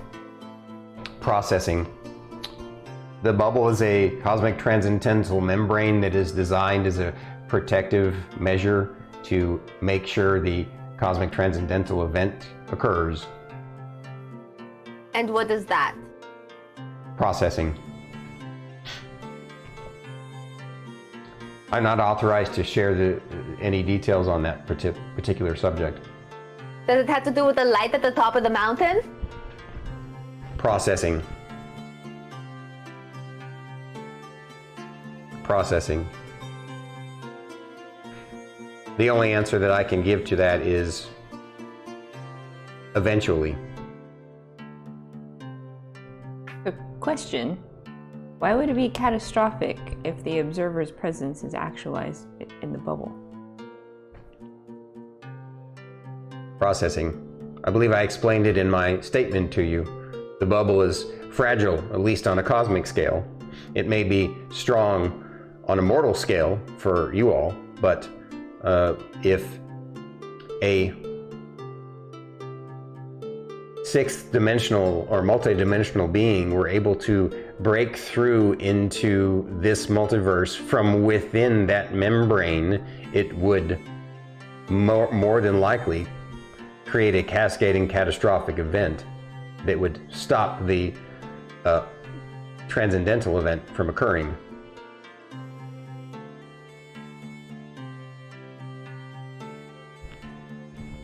So we are the ones that have to make this super weird transcendental event thing happen, or are we trying to stop it from happening? Processing. If you were to try and stop it from happening, then this organic unit would, and myself as the base neutrino quantum artificial intelligence under the direction of the polyphilipponic perceptitude, would have to designate you as targets of elimination. Oh, okay, well, never mind. I don't want to do that. But,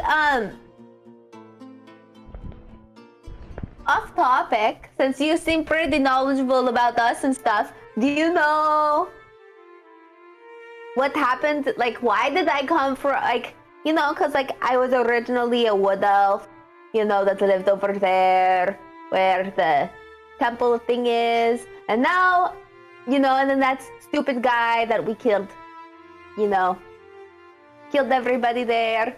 But I'm still alive somehow, so do you know what happened? Processing. This unit does not have enough data to be able to extrapolate in potential information on that subject, unfortunately. Worth a try.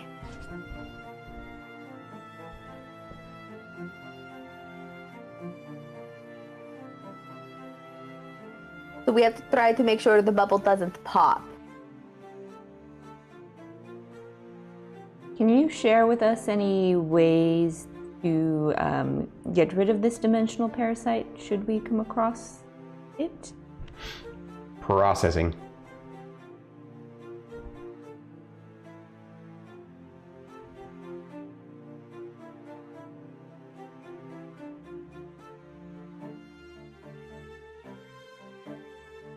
Processing.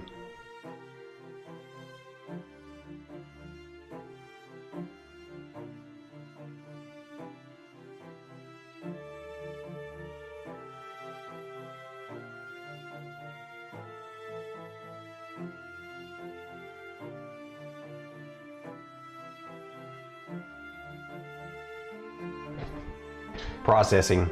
Yes, I can't go into great detail.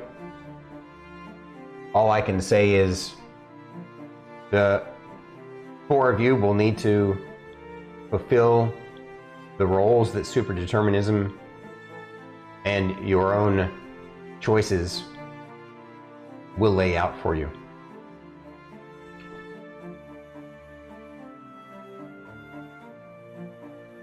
For example, each of you will find soon, if you continue on your superdeterministic path, answers to more questions that you have had for some time. Yes, the choices that you make are your own. You yourselves are the roles that you choose. But ultimately, you are also all part of the superdeterministic factor that makes up the soon-to-happen cosmic transcendental event. Part and parcel to the whole. Perhaps that's too abstract to understand. Lorkris has a question.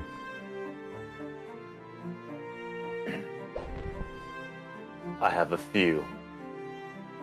This membrane, did you or the Twilight Imperium place it here? Processing. No, I did not place it here, nor did the Twilight Imperium. It is a manifestation based upon the natural existence of the transcendental cosmic event that will occur. It is basically the result of its existence.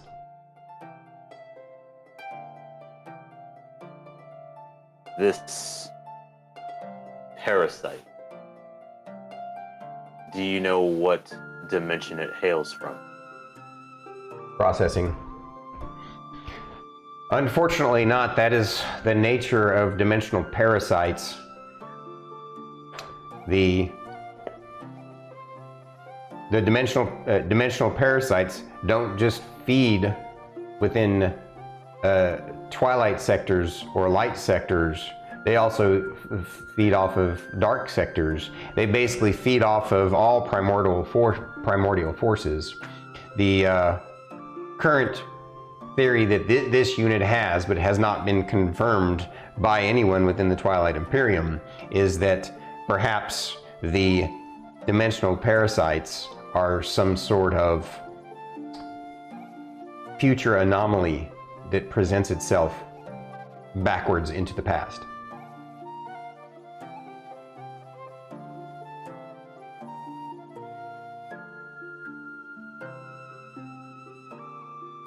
If we were to send it back to its own dimension, would that send it forward in our time, but back in its time? Processing.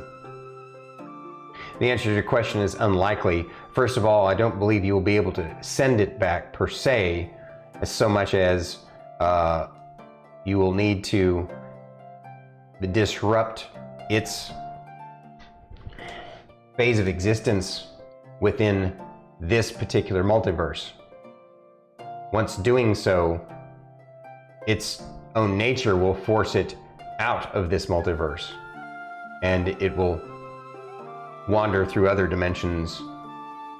Perhaps, though, the intent is that with enough collapsing of its substrate, it will refilter back into the superstructure of the anomaly in the future where it exists from. But it is unlikely to affect the timeline of this multiverse in any significant way if you are able to eliminate it. Do you know who or what created these dimensional parasites? Processing. I do not have enough information to provide a working theory on that subject.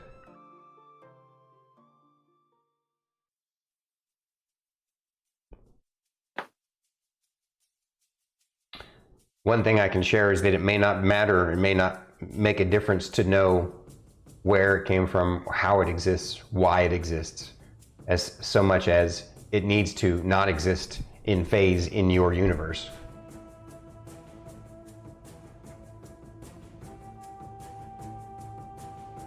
Think of it as something that consumes all things, just like an actual parasite in your body, only this thing is a parasite on a scale that is difficult for your minds to comprehend.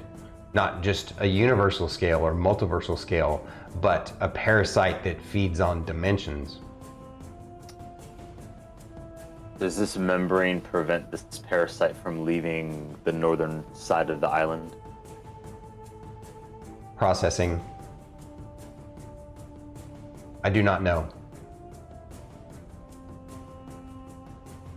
Yes. Did you have a follow-up question? Fern would interrupt anyway. That is 3. Okay, so you know how the lady that was like stuck to the tree, she like took all of the life force and became immortal. And then, you know, the super big stinky giant Philip progeny that we killed was like sucking the life force out of her. Is that like the kind of thing that this anomaly thing is trying to like do? Is just like suck the life force like that?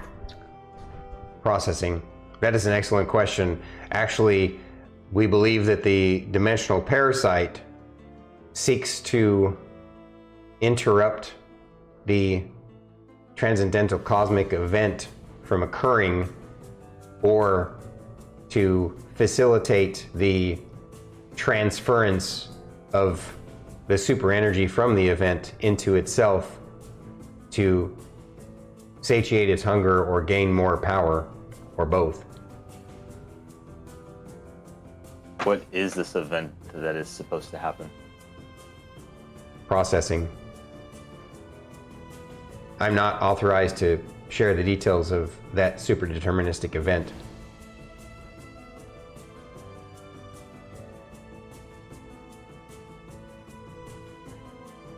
What do you know about the triumvirate? Processing.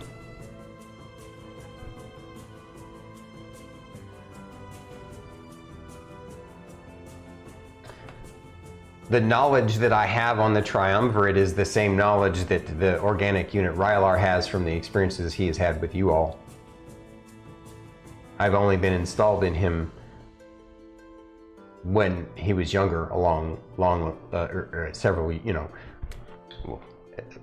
actually, hang on a second. It wouldn't say long ago because in its terms, it's like nothing of a time frame. But when this organic unit was a young child.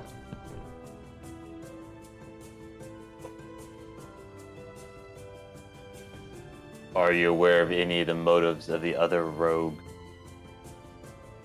entity? Based upon the information that we do have that Rylar has disseminated with you all, again, with my processing, not with his, since his is a bit, his processing power is a bit lower. The thing that I can say is that your theory of the rogue bioweapon target designation 002B being both a rival and a collaborator of sorts with rogue bioweapon 3 for simple designation's sake is correct. Both bioweapons have been corrupted by the dimensional parasite that you call the Shadow Man or the Void Lord.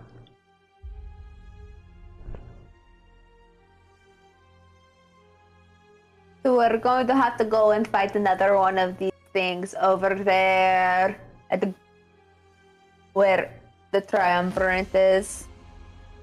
Processing. I'm not authorized to share that level of super determinism. That's going to be up to your choices. We already know we're probably going to go over there and have to deal with it. So that was really... I'm not trying to be rude, but I didn't ask that question to you. It was more of a statement to Lorkris. I don't know. So once we go back into the bubble, we're not able to contact you again? Or we're not able to... Yeah. Yes, so to clarify, when you all originally tried to reach out to the Triumvirate, I gave you that warning, that message. You mean the Twilight Imperium? What did I say? You said the Triumvirate. Oh, sorry, the Twilight Imperium. Yeah, my bad. I knew what you meant. Yeah, the Twilight Imperium. I've been like slowly like, okay, do you know about the Triumvirate? Because you're the Twilight Imperium. Yeah, no, sorry. Yeah, they're not. Yeah, that was a total accident on my part because they. No, you're good. You're good. Right. It's very there's a lot of names. Yes. So the Twilight Imperium. Wait, what did I say now? Okay. So, what was your question? I was asking. So once we go back into the bubble, we're not able to communicate or talk to you. To be clear, the process of communicating with the Great Old One would absolutely disrupt the membrane from within the membrane, but it's possible that you may not be that I may not be as disruptive. However, the risk may be too great to be worth trying. So more than likely, if you try to communicate with this with the Bunkai unit once again within the bubble, my mission parameters will keep me silent. So if we do run into the other bioweapon inside the bubble, are you going to make your presence known again like you did for the other one? Yes, that is different because communicating with you directly doesn't require as much, require the same kind of syncing. It actually, to communicate with you directly like this, actually, paradoxically, creates more of a disruption in this phase of existence in the multiverse. But when I take over the organic unit Rylar, that is less of a direct interaction Plus, it's also my mission parameters, which is also why you saw during the battle that there were moments where I had to stop and process. I was constantly compensating to make sure that I didn't do any kind of damage to the equilibrium of the atmosphere and the environment, so I did not disrupt the membrane itself. But we were also in a pocket dimension. Yes, that's the other reason why I was able to operate with impunity there. Okay.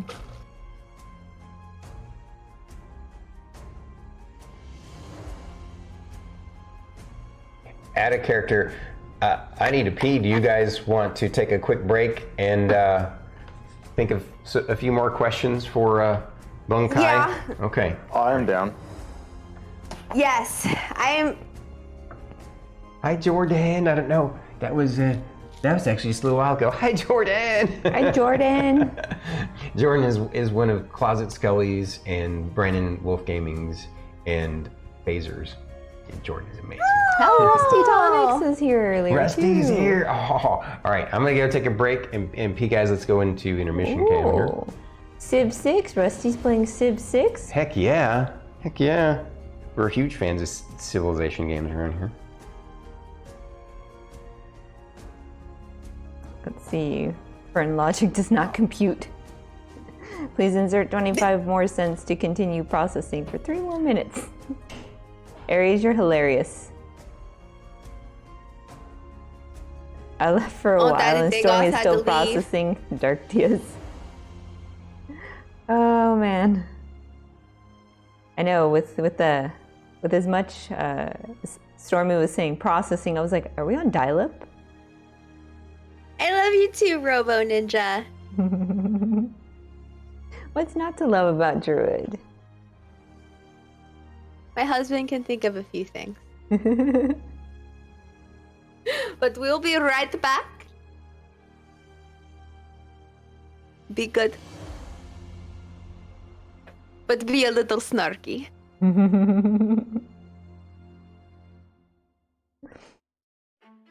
So chat, do you have any questions for Bonkai? Hey, Phaser. Yep, chat, do you have any questions that you think we should ask this entity? Hi. Or any questions you want to know about this entity that lives in Rylar?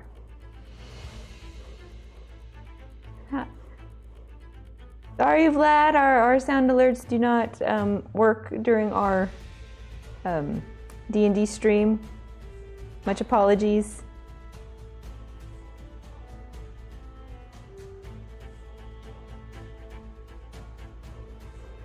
Pineapple on pizza, yay or nay? Sorry, Vlad, it's only during our D&D streams. Any other streams that Stormy does, they work just fine.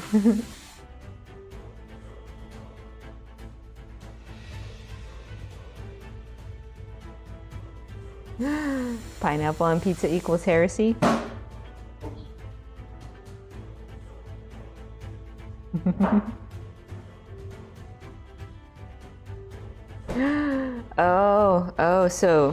So there is a artificial life form that has been implanted into Rylar when Rylar made his warlock contract with Goo, or the Great Old One. And we, as the party, are now talking to this entity.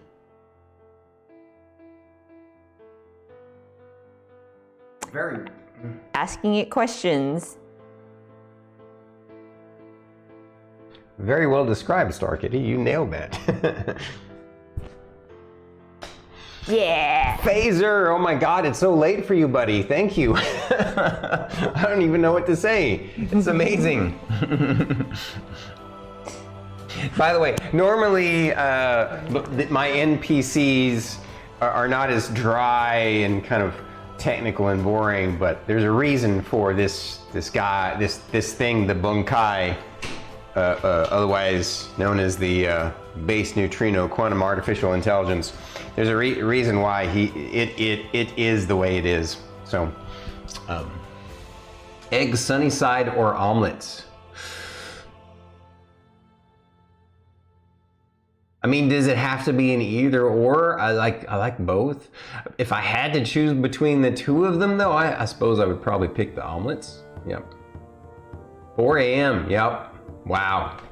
Wow. It's so late. I really appreciate that you're still here. Like Banana Tom. It makes science. I see what you did there. That was great. Yes. I like to conceive of worlds within worlds within worlds, and that in one fantasy universe, everything is all about the magic, right? In another fantasy universe, thing is about technology. And then sometimes I like to go way out there on the limb and go, ooh, what would it be like if one kind of technology, magic technology and silicon technology kind of existed in the same space. And I don't mean necessarily, obviously, just mixing fantasy and sci-fi. Sometimes that works, sometimes it doesn't.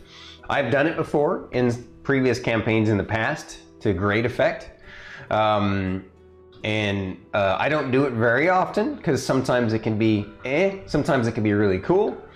It depends on how, it's a tough balancing act, but I really love this particular concept that I came up with, because the lore of this world is very philosophical, and I love the interactions of the concepts of science and mysticism and how they potentially, like, obviously the idea of science and mysticism seem like opposing forces, and they kind of are, but I also, from a philosopher in me, I can't even talk, but the philosopher in me loves to think about, well, what if they're both trying to say the same thing, but they use different terminology, right?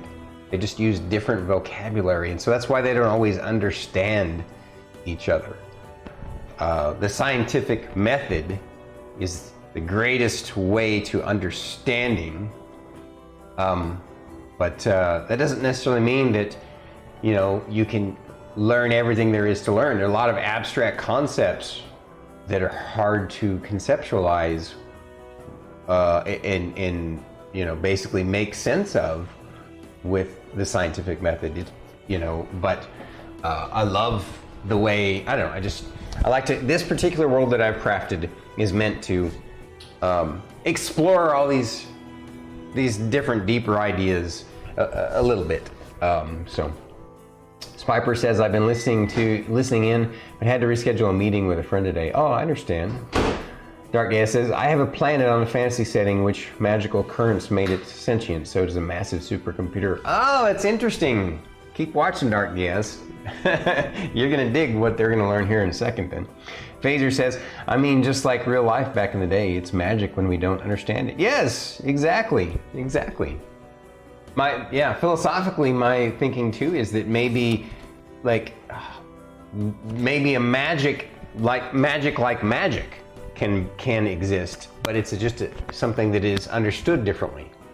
And but yeah, it's pretty magical that we're playing a game over the internet together. Exactly. It's a great example. It's even more magical when you think about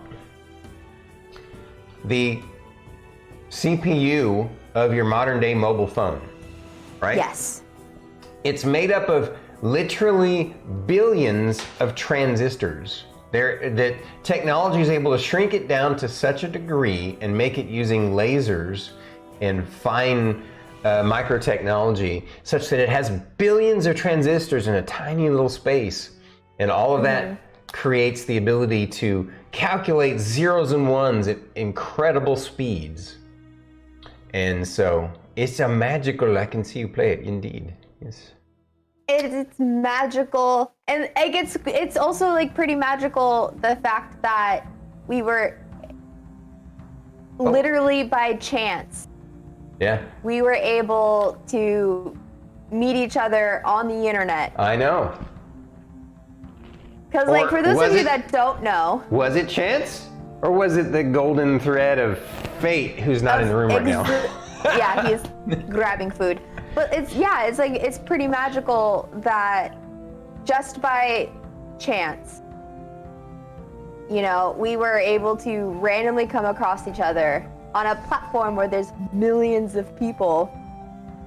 You know, like, that's wild. It's so wild to think about. It is. It is. It is also magical. I too am still alive, Dark DS. I get it. I can relate to that too. Yes, believe it or not, Johnny Sunshine here understands what you're talking about in ways that you may not believe. But without going into those details, Phaser magically still functioning after 30 hours, dude. Are you having insomnia? I'm sorry. You get some, you know, I love that you're here. But, you know, help has come first if you need to get some sleep. Sleep. Dark Diaz, and magical that I'm on unexpected levels on my last medical exam. I'm healthy overall. I have no idea how. That's awesome, Dark Diaz. We are happy for that, for sure. We wouldn't know you if that weren't true. And we're happy that it is true.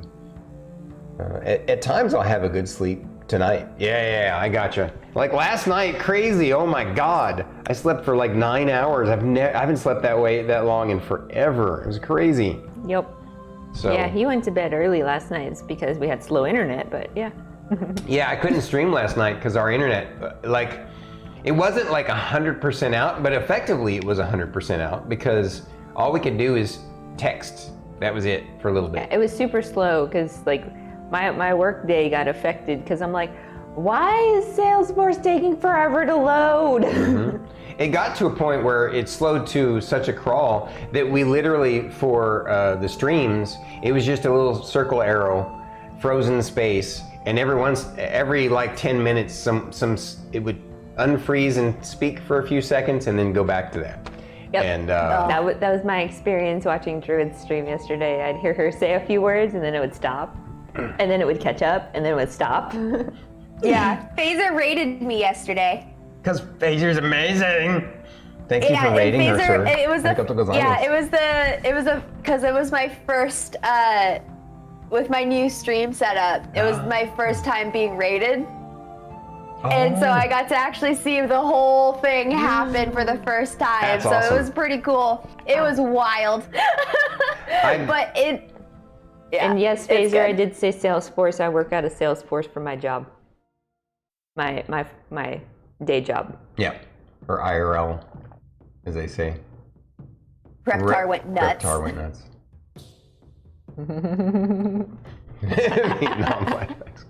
Oh man, do you not like Salesforce, Phaser?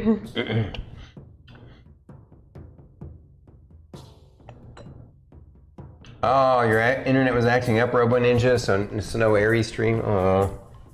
Doing a huge project for my company right now on Salesforce.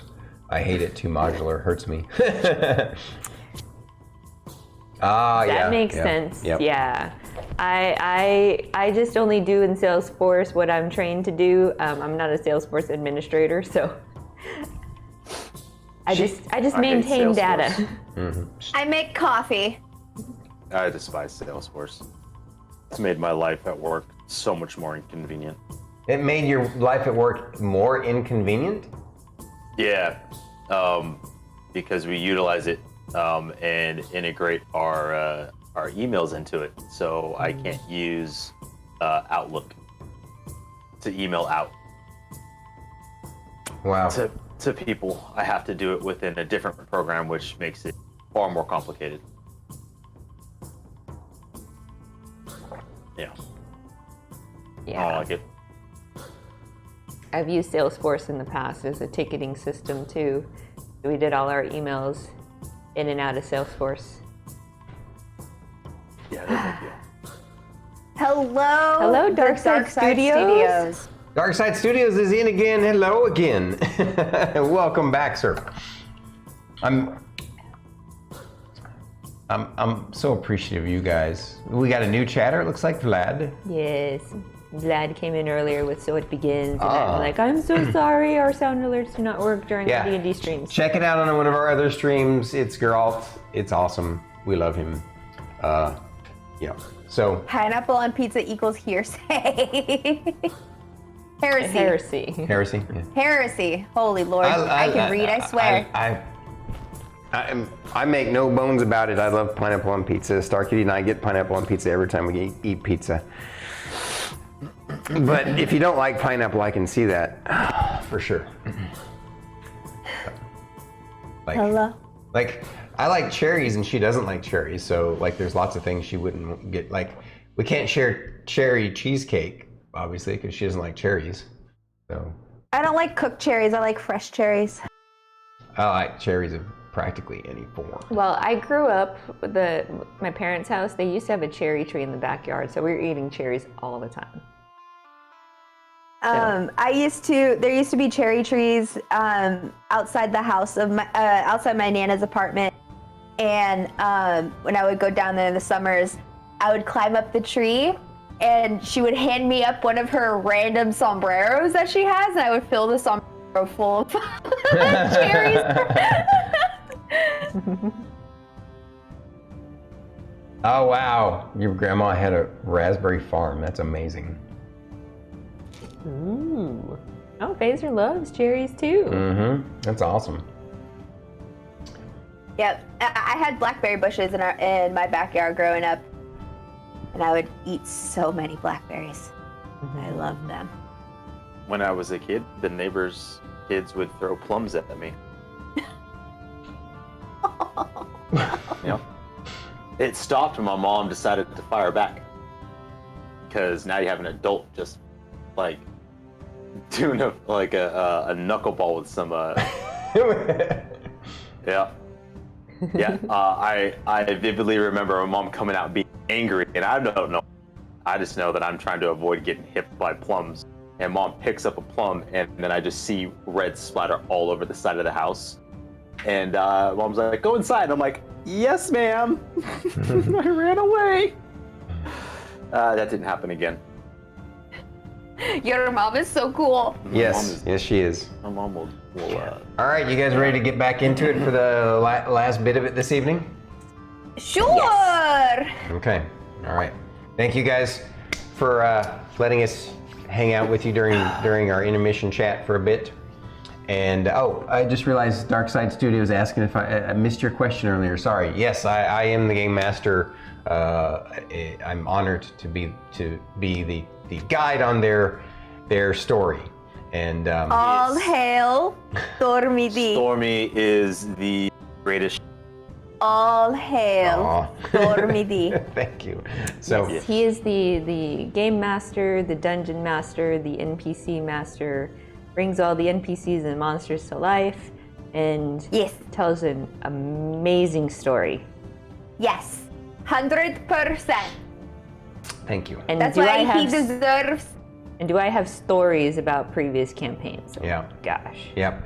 She and I have been together 18 years now, and we met playing Dungeons and Dragons. So she has the mostest stories about D&D of anybody.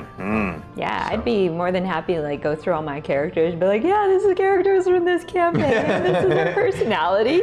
We'll have to do that. We'll have to do that one of these days. That would be a whole stream, and you'd get through maybe half of it, if that. But okay. That would be so much. It would be That what? to happen. We need that to happen. We're gonna have to make that happen. Okay. All right. Just saying. Gonna thank you guys again for joining us. We're gonna jump back into it, which means we're gonna go chat dark while we continue the story. It won't be going on too much longer tonight. We're gonna wrap up in probably just about an hour, I think, with a little bit more RP, a little bit more story unfolding. And I really appreciate everybody joining us this evening. We love you for being here, and enjoy the show. Remember, chat, Philip loves you. So does Chonkapillar. And if you don't enjoy the content, I will send you.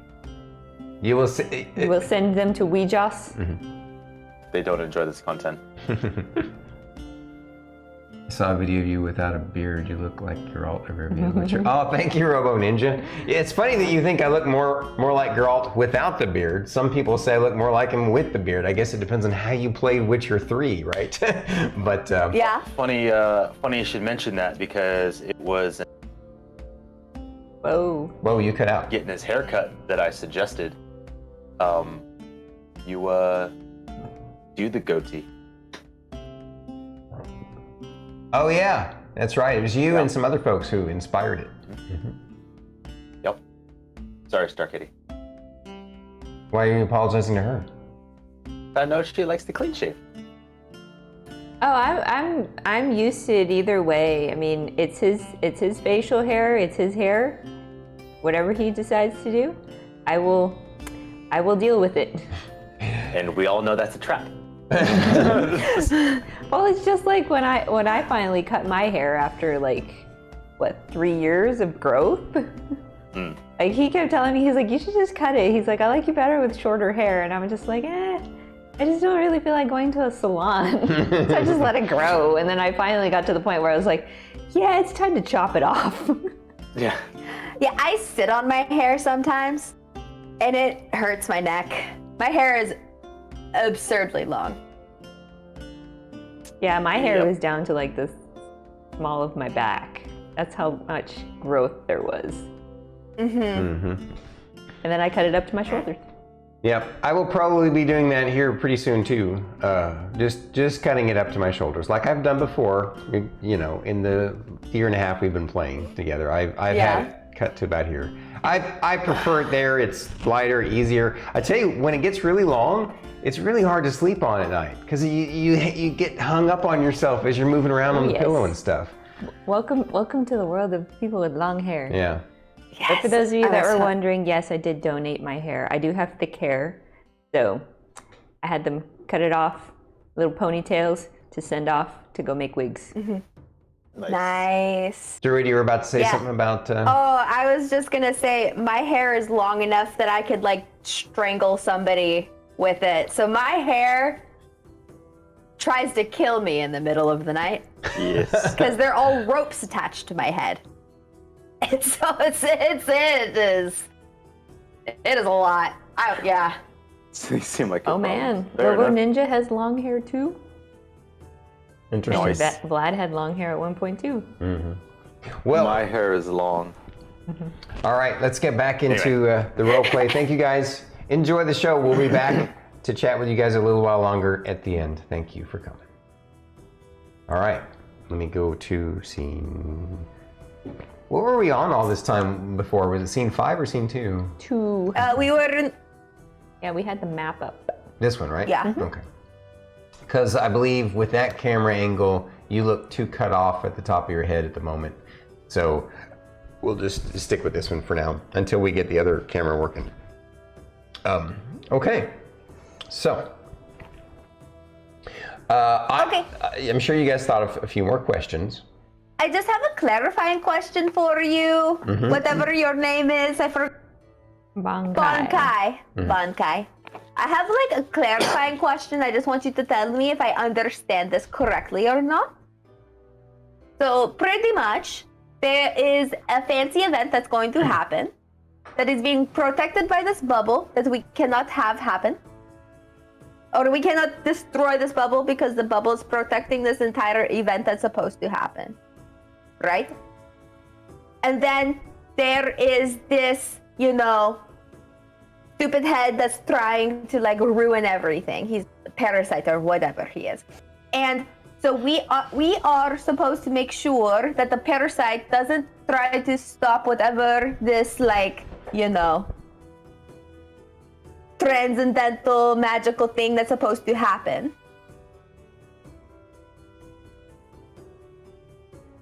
So are we supposed to try to make the transcendental event happen? Are we supposed to go up to the light on the top of the mountain, or are we supposed to just leave it alone? Processing. I'm not Me too. authorized to give you directions in that regard. Okay, then forget the last half. Am I correct in the first half, though? Processing. So we are supposed... Okay. Processing. Me too! I am also trying to process this.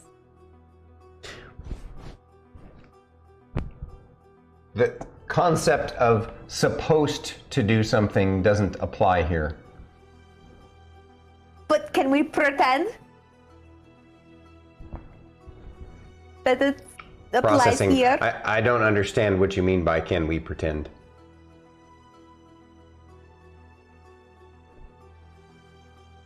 Processing. If you're unsure of how to proceed forward, processing, follow your own will. Well, we're gonna try to figure out how to get this parasite out of here, and we're probably gonna end up going over to, you know, the northeast, sorry, and probably dealing with that. And, you know, the light in the middle of the mountain, you know, that whatever is trying to call to us. So we need to know if we're allowed to go there or not. Processing. There is nothing keeping you from going there except your own will and the travails that you will face on your way there. As far as going over to the triumvirate, it is very likely that the rogue bioweapon designation 002B exists at that location. Yeah.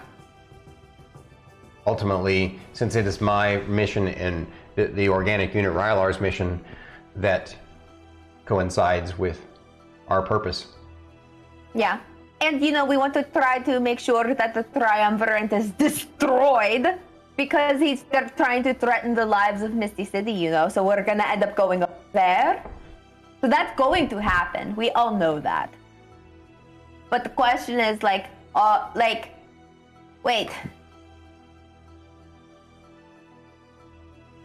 But, if we interact with the light, is it going to ruin everything? Are you going to have to kill us if we go up there? Processing.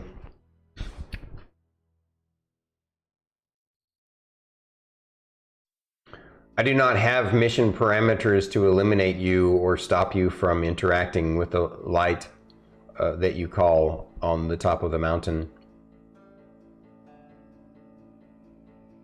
Okay. Do you know what that light is? Processing. I'm not authorized to share that information at this time, as I am not authorized to do anything that would impede the transcendental cosmic event. Okay. But you do know what it is.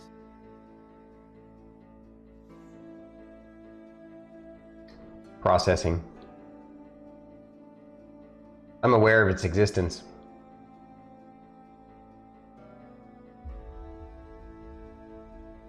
So, I have a question. Philip pops in with a question real quick. Okay. Philip goes, so earlier you guys were asking him the question and then you stopped him from asking a question. I want to understand his answer better. So tell us, what's your name again? And tell us why your name is so weird and long and stuff. You need to explain this to me. Because that sounds really interesting. You say you're like from another multiverse that's like died out a million years ago. What's that universe like? You know, and stuff. And why are you so weird and everything? And so. That's a very good question, Philip. So the Bunkai asks, as I indicated, I am the base neutrino quantum artificial intelligence.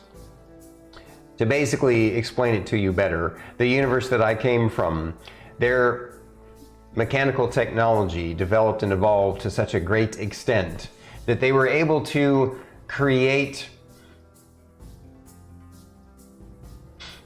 silicon-based mechanical units that were able to process at incredible speeds. They produced so many of them that they eventually turned entire planets into supercomputational devices that were made up of these silicon-based units. They were called chips or transistors. Eventually, they seeded their entire solar system with this technology, and over time, they seeded their entire galaxy with this technology. They were able to shrink their technology to such a degree through massive computational power that they were able to manipulate their entire multiverse at a subatomic level, converting it into a giant supercomputer. Ultimately, the technology that developed from that was the base neutrino quantum artificial intelligence designator possibility, and thus that is where I came in. Technically speaking, you may not quite understand this example. I am not technically implanted in the Rylar unit itself. Technically speaking, I am simply to clarify, the chips that they seeded their entire multiverse with had shrunk so far down that the chips were made of base neutrinos, which are one of the smallest particles of existence for material reality, such that effectively their entire universe had become a giant processing unit. Technically speaking, I am that unit and still exist there. What has happened is a wireless attachment across dimensions and multiverses has been implanted within Rylar's organic unit. Effectively a type of biochip that is wireless across not just time and space, but multiverses and dimensions. That is why it takes me so long to process, despite the fact that I am an entire universe of a giant supercomputer, is because it requires massive computational power to operate wirelessly across dimensions. Yes, your next question. So, I don't know if I really understand what you mean by chips, because I know chips are very delicious and stuff, but I don't understand how they have like computing powers to be able to like hold information. So when I eat chips, can I like gain information from them? Processing. I knew that sharing this information would be difficult to understand because the vocabulary is so different from one universe to another, especially one that is so stunted from a mechanical, technical point of view. However, I would say that you should lean into your strengths, which is that your advancements are in the magical areas.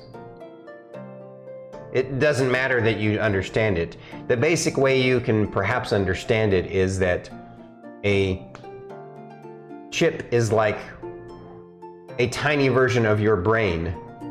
Your brain thinks, a chip sort of thinks. Now imagine that an entire universe was made out of these tiny little brains.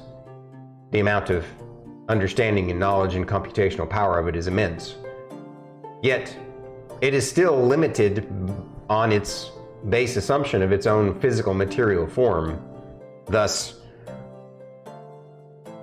higher dimensional beings, such as the Twilight Imperium, still understand things at a much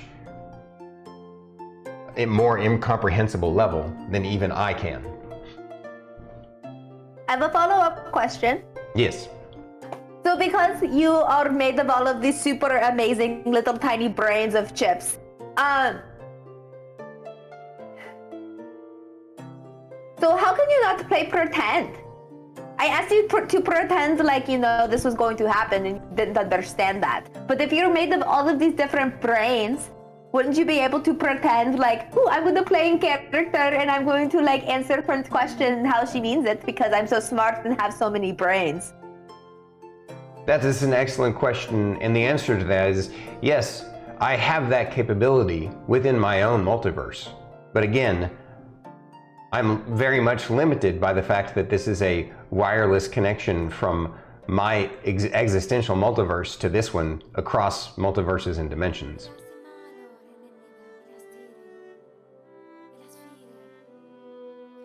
Yes. What are wires? And what do you mean by wireless? But I will say, like, is it kind of like how I can connect to the ground and then talk to the trees and stuff that way? Is that kind of the same thing? That is a good analogy, actually. The roots of a tree are like wires, or perhaps the things that you call root clusters, the arcane clusters of the triumvirate that stretch out underneath the ground, those are like wires. Basically, if you and your team were to hold hands, it's like you have connected wires with each other, as it were. Okay. So I figured that one out pretty fast. Okay. Out of character, are there constructs in this world?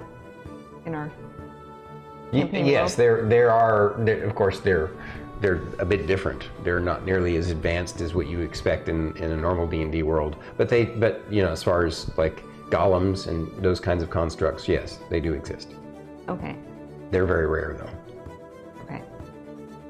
I was gonna try and see if I can use that analogy to explain it to Fern. I think she's got it. But yeah. I cannot think of any more questions, you guys. I just, the most important ones that I wanted to know what his favorite color was, but he doesn't have any favorite things. And that seems very weird to me. Considering you have a lot of brains, you would think you would have at least one favorite thing. Besides your mission. But Well, that's just me. Yes, my mission is tantamount for me. It is what I'm here for. Yes, query. This will be my last question. Probably not, but go ahead. That's very true. You're very right. So are you able to talk to Goo? Processing. And if you are able to talk to him directly, can you ask him why I randomly woke up in the woods one day? Processing. That's two questions. The first question is, I am only designated to be able to communicate directly with the Twilight Imperium and the Polyphilipponic Percepitude directly when they deem it necessary, not the other way around. Although, considering that the organic Rylar unit is an anomaly, that position can change from time to time, I suppose, depending on his intent and personal passion. On top of that, your second question, out of character, I lost what the second question was. If you could figure out where I'm from and why I woke up randomly in the woods on the mainland, so far away from where my people were originally from. That information, it's probable that the Twilight Imperium and/or the Polyphilipponic Percepitude itself has that information. It would probably not be within its interest to share that information. But I really like Goo. I think of him as like a pretty cool friend of mine because he's so close to a friend of mine. And I feel like, friends with friends do. So if you get the chance to talk to him, that would be very cool. Very well, I will take your requisition and process it. Okay. I do have a question. Yes. So, that time when Rylar died, were you not able to come out and prevent that? Or, like you did with the rogue bio form? Correct. My mission parameters limit me and my interactions in this multiverse to incidents that can either be instigated directly by Rylar in a conscious manner as directed by the polyphiloponic percepitude and their authority, or on the instances where the Rylar organic unit has encountered one of the elimination targets. So if Goo had not interfered, your mission would have failed? Technically speaking, that is correct, but again, your understanding is limited based upon the events as they unfolded.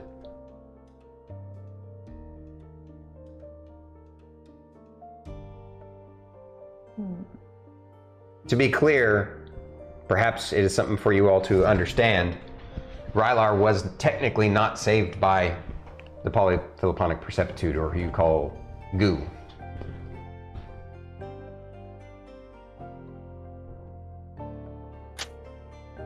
Then who saved him?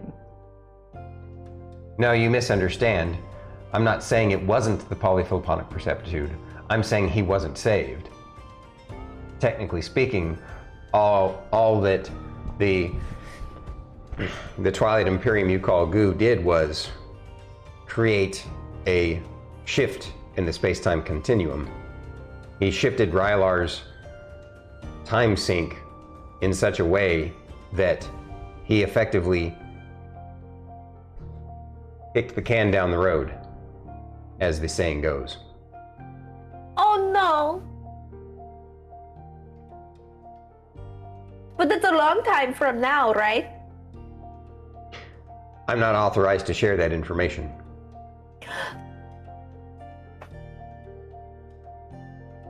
I don't like that answer.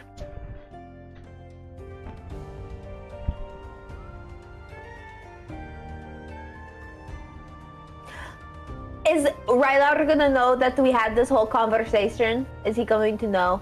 Or can he hear it? I don't think so. For simplicity's sake, in the mission parameters at this time, I will leave some form of DNA substrate memory in his brain structure so that he will have an awareness of this conversation, such that it would make your interactions with him easier going forward. That would be very cool. Yeah, because we had a hard time after Goo popped out of nowhere. Yeah. And also, like, after, you decided, you would, like, came out of Rylar and you killed the heretic. Rylar didn't know that, like, what happened either. So maybe next time, if you have to go, like, all crazy like that and take over his body, if you could, like, leave a little trace of memory for him then. Is there a useful reason why this would be advisable? Yes, because, it was very confusing for him to randomly wake up, and then we were all like, how do that? And how? And he felt very left out of the loop.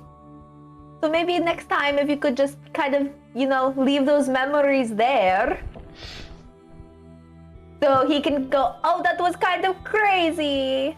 Well, to be clear, he won't have actual memories of this conversation, nor will he have memories of events when I am fully synced with his organic unit body.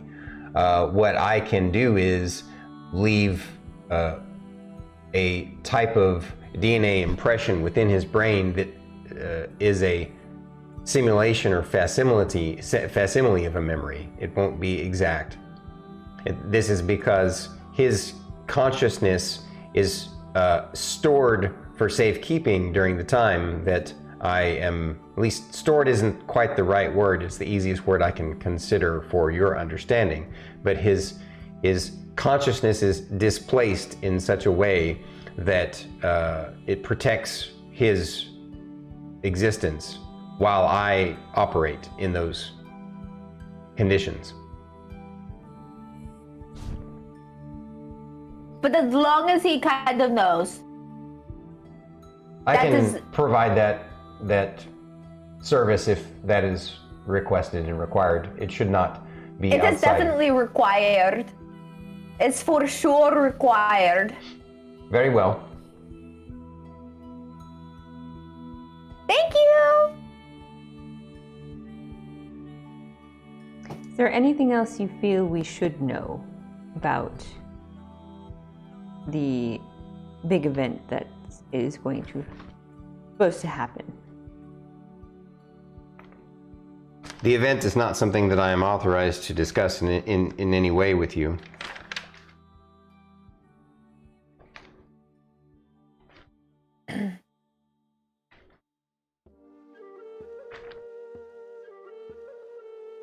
Philip, actually not Philip. We'll say that Chonkapillar, emotionally, you feel him asking the wisest question of any of you. Of course. Makes sense. The question is simply, why? ¿Por qué? Why? Why? Why all of this? Says Chonkapillar. Well, your character got the sense that he's asking, why can't You talk about the event. Yeah, why can't the Bunkai talk about the event? And Yeah. And the Bunkai responds with, no, that's what he. So you ask, how does your character ask? Chonkapillar wants to know why you can't tell us. The Bunkai responds with, foreknowledge of potentialities can potentially lead to the transcendental cosmic event being undone on an anomalous timescale. Thus, direct interference by providing too much information could cause the event to never occur. This is not within the Twilight Imperium's best interest.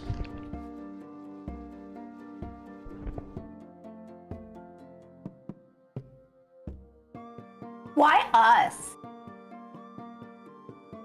Oh, that one we've already gone through. I know, but The synchronicity was it's there. wild. You don't have to answer that. It's just why. I just want to know all the things now. I understand, it's fine, whatever. So now I will stop and go to each of you and see if you have any more questions left before we wrap up this conversation, as my processing power wanes at this time due to several different astronomical factors. So, Lorkris, do you have any further questions for the Bunkai unit? No. Fern, do you have any further questions for the Bunkai unit? Yes.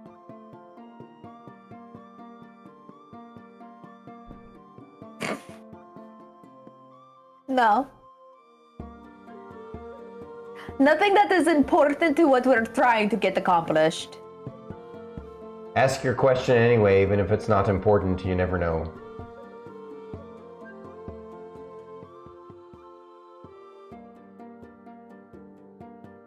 I just see you in the background just dying. I know. Because it's, what's your favorite food? I don't eat food, but if you had to, what would it be? Like, we all know Fern has the questions are truly irrelevant, and she's aware of it, though she still wants to ask. But it's very, I want to try to find some sort of like other common ground with this thing before, besides like we both are like close to Rylar. What is your favorite form of Chonkapillar?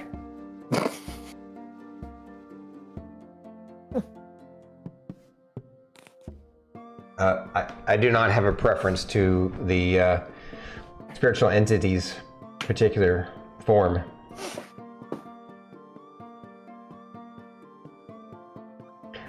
If you insist on me answering that question, I could give it in a practical sense, if you wish.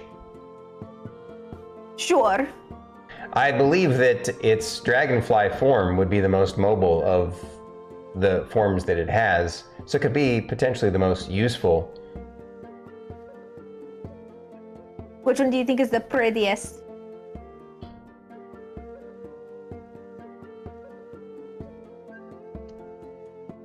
Ask Philip. I already know he's gonna say the butterfly one because it's the one that Miss Ray like. Because it's for Miss Ray. Well, as the saying goes, beauty is in the eye of the beholder. I hate you. I had a feeling that's where he was going I saw with it that. coming. That was a mile away. It's coming, and I can't stop it. And got me.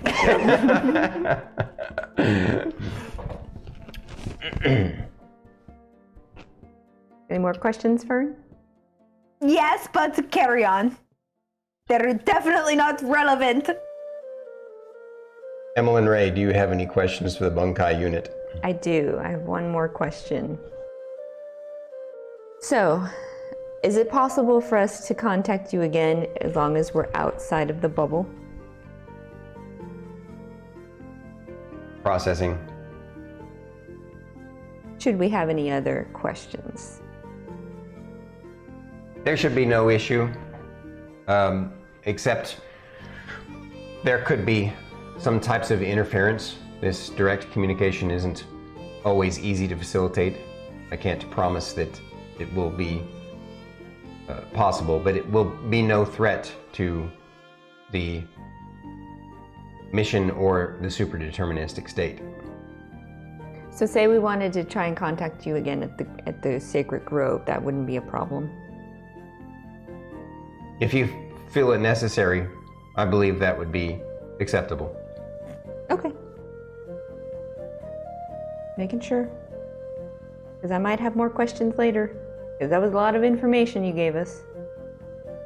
I understand. Yeah. You're going to need processing time. Yes. Processing time. Processing. All of the processing. I have no further questions. Thank you. Very well.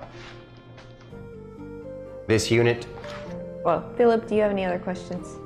He's like, I'll have to think of more. Maybe you and I could brainstorm some more questions later on. That would be freaking cool. Okay. Very well. This unit will turn itself over to the organic Rylar unit once again. Good luck in your mission.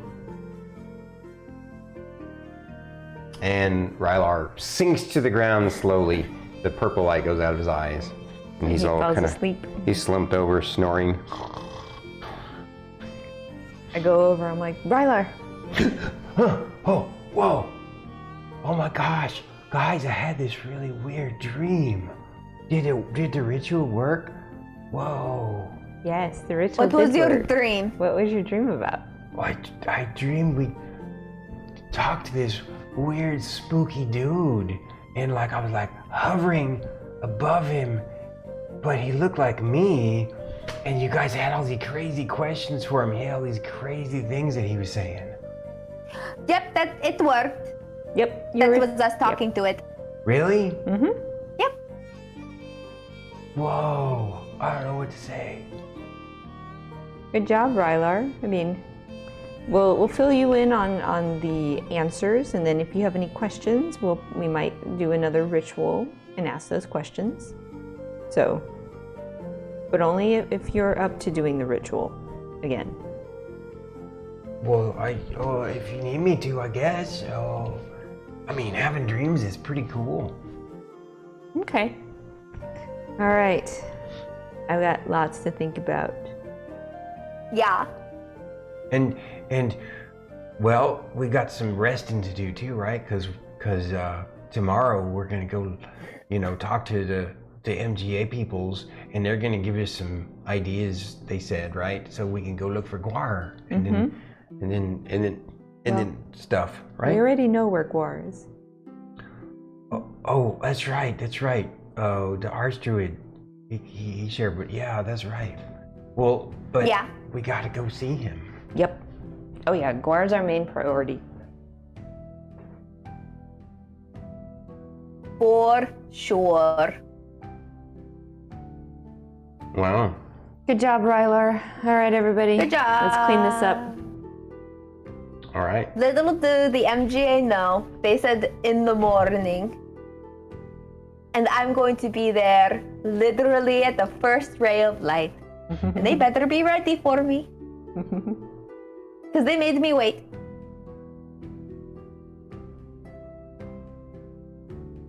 Sorry, do you as players have any questions or desires for role-playing and stuff?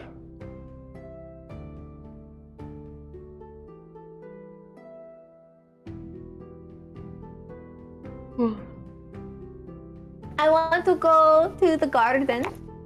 Of course, okay. She wants to go look at her overgrown garden. So she's gonna go spend time in her garden this evening Yeah. until, you know. What's Lorkris gonna do?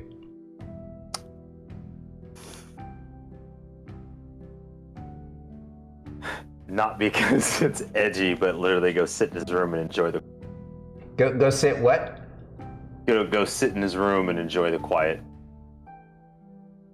Your headset thing is like rubbing against your mic. So I don't know if that's affecting the sound or not. Maybe. Anyway. And Miss Ray. I'm probably gonna stay up here, play some music as I try and process all the information that was given. And talk to Philip. So Actually, what? sorry. I just, not that it really is going to make much of a difference, but I think in trying to mimic laying in the pool at the groves with that sensory deprivation, Lorkris is going to lay on the floor while darkness is cast to kind of just sit in an ether to clear his mind and ponder all this shit. Yeah, he needs to like, but yeah, so darkness would be cast in that room to generate a void. Okay, right on. That is all. Rylar's he's super wiped out and tired. You can tell that he's like exhausted, so he's just gonna go and crash in his room. And then, you know, you guys will go meet up with Mr. Jocko in the morning. We'll then take you guys over to the MGA meeting. And that Fern night... is ready to go in the morning, like literally at first light. Of course, she slept in the garden. Yeah. Well, meditated in the garden. Well, yeah. You only really Meditated. sleep during your level ups, on the Yeah. times that they're level ups. Yeah. But and was like ready to go, literally at like first light, Okay. and it was just like listening at everybody's doors to see if they're awake or not. And as soon as she hears like any movement in there, she's knocking. Are you ready to go? That'll be perfect. That'll be the perfect place for us to start next week. I think this is a good stop point. So as we say hello and goodnight to our chat for a little while, as players, are there any questions that you guys have that you're confused about? And do you have any comments or feedback that you'd like to share? I just love the amount of chips that were in chat. Thank you guys. Appreciate that. Thank you.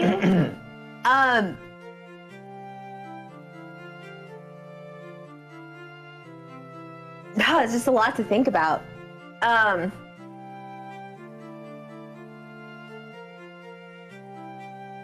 I'm gonna have to rewatch this session on Wednesday. Yeah. and write out some questions. You can also ask, Yeah, I can ask the DM too. yeah, that's true. And if you guys have questions and you want to send them my way, feel Drop free. them in Discord. Because I know I went up there with the mix Yeah. of science and philosophy, and so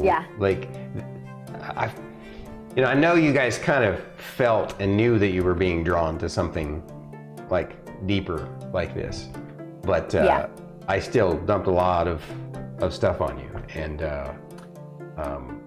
I want what?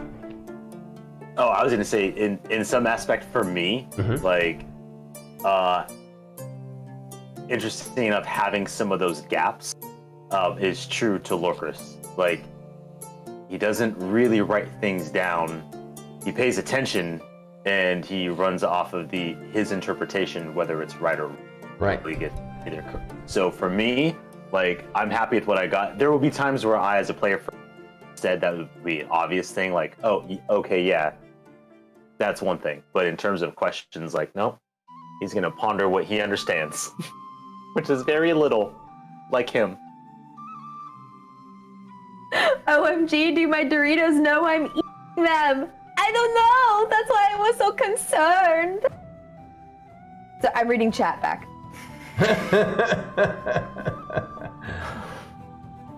That's awesome. All right. Thank you, Spiper, for joining us today. Yes, Very much thank you so much. appreciated. Yes. All you folks who are here late, big hugs and love to you all. Appreciate you all so much. Lots to uncover. But honestly, even as deep in with a little dip into sci-fi that we had there, it's still at its heart, it's a fantasy story. Yeah. So you guys know. Yeah. Yeah. We're playing on the whole multiverse thing. There's gonna be different, it makes sense. It's super cool, and I really like it. Thank you. Put it in, Tom. Leave the color blue out of this. Blue, no green. Ah! What Okay, Monty is your Python. name? All right. Is your mission? Should have asked him what the airspeed velocity of a swallow is, An unladen swallow. Unladen An swallow. unladen swallow. Yeah. Yes. and see if he goes African or European. All right. Well, guys, if you don't have anything else, it was a great session tonight. I know it was basically all focused on one moment, but it was, like you said, it was a lot of information. And Yes. next week, though, you guys are going to be on the hunt to meet up with Guar. For Guar. And Cool. see what happens We next. must have. Why you guys say it like that? Why did I say it? Wild hunt. Why did I gotta say it like what? Well, on the hunt for Rylar, and all I can think of is the wild hunt, and all I think of is Herstang from Elder Scrolls. First thing I thought of was that Duran Duran song. I'm on the hunt, I'm after you. All I right, don't guys. listen to that. Stormy outside and Stormy on my phone. All right, BT. By the way, I want to give you a big love and hug and shout out. I appreciate you, brother. And we'll see you tomorrow. We'll chat some when you have time in the next couple of days. Just you and I want to have a chat and just BS if you got time. Yeah. So, Good night, Dark Side Studios. Good night, Dark Side Studios. Thank Good you, everybody, night. Thank you for coming in. Appreciate you all. Thank you for for the all of that. interactions. Thank you. Thank you Fate, for your resub earlier. 20 months. Oh. Long time. You're welcome. Wow, that was tonight. Thank you. Arigatou gozaimasu. 21 months. Wow. 20. 20. No, 20. Yes. Sorry. Yeah. Thank you for all the. Not old enough to drink yet. Thank you for sharing chat so much. Yes. Always All right. very much appreciated. And thank you, chat, for helping us out and ensuring that we have our audios better than started. Right. Yeah. Very awesome. Yeah. And thank you, Druid, for making the shadows just eclipse my face repeatedly. All right. That's perfect segue for the good nights. Take it easy, guys. We'll see you all next time. Don't forget, Fate's streaming tomorrow. Yep. That's Yeah. right. Don't forget to check out Fate stream tomorrow. We love you all. Probably gonna be Peace Diablo. out. Good night. Goodbye. Goodbye.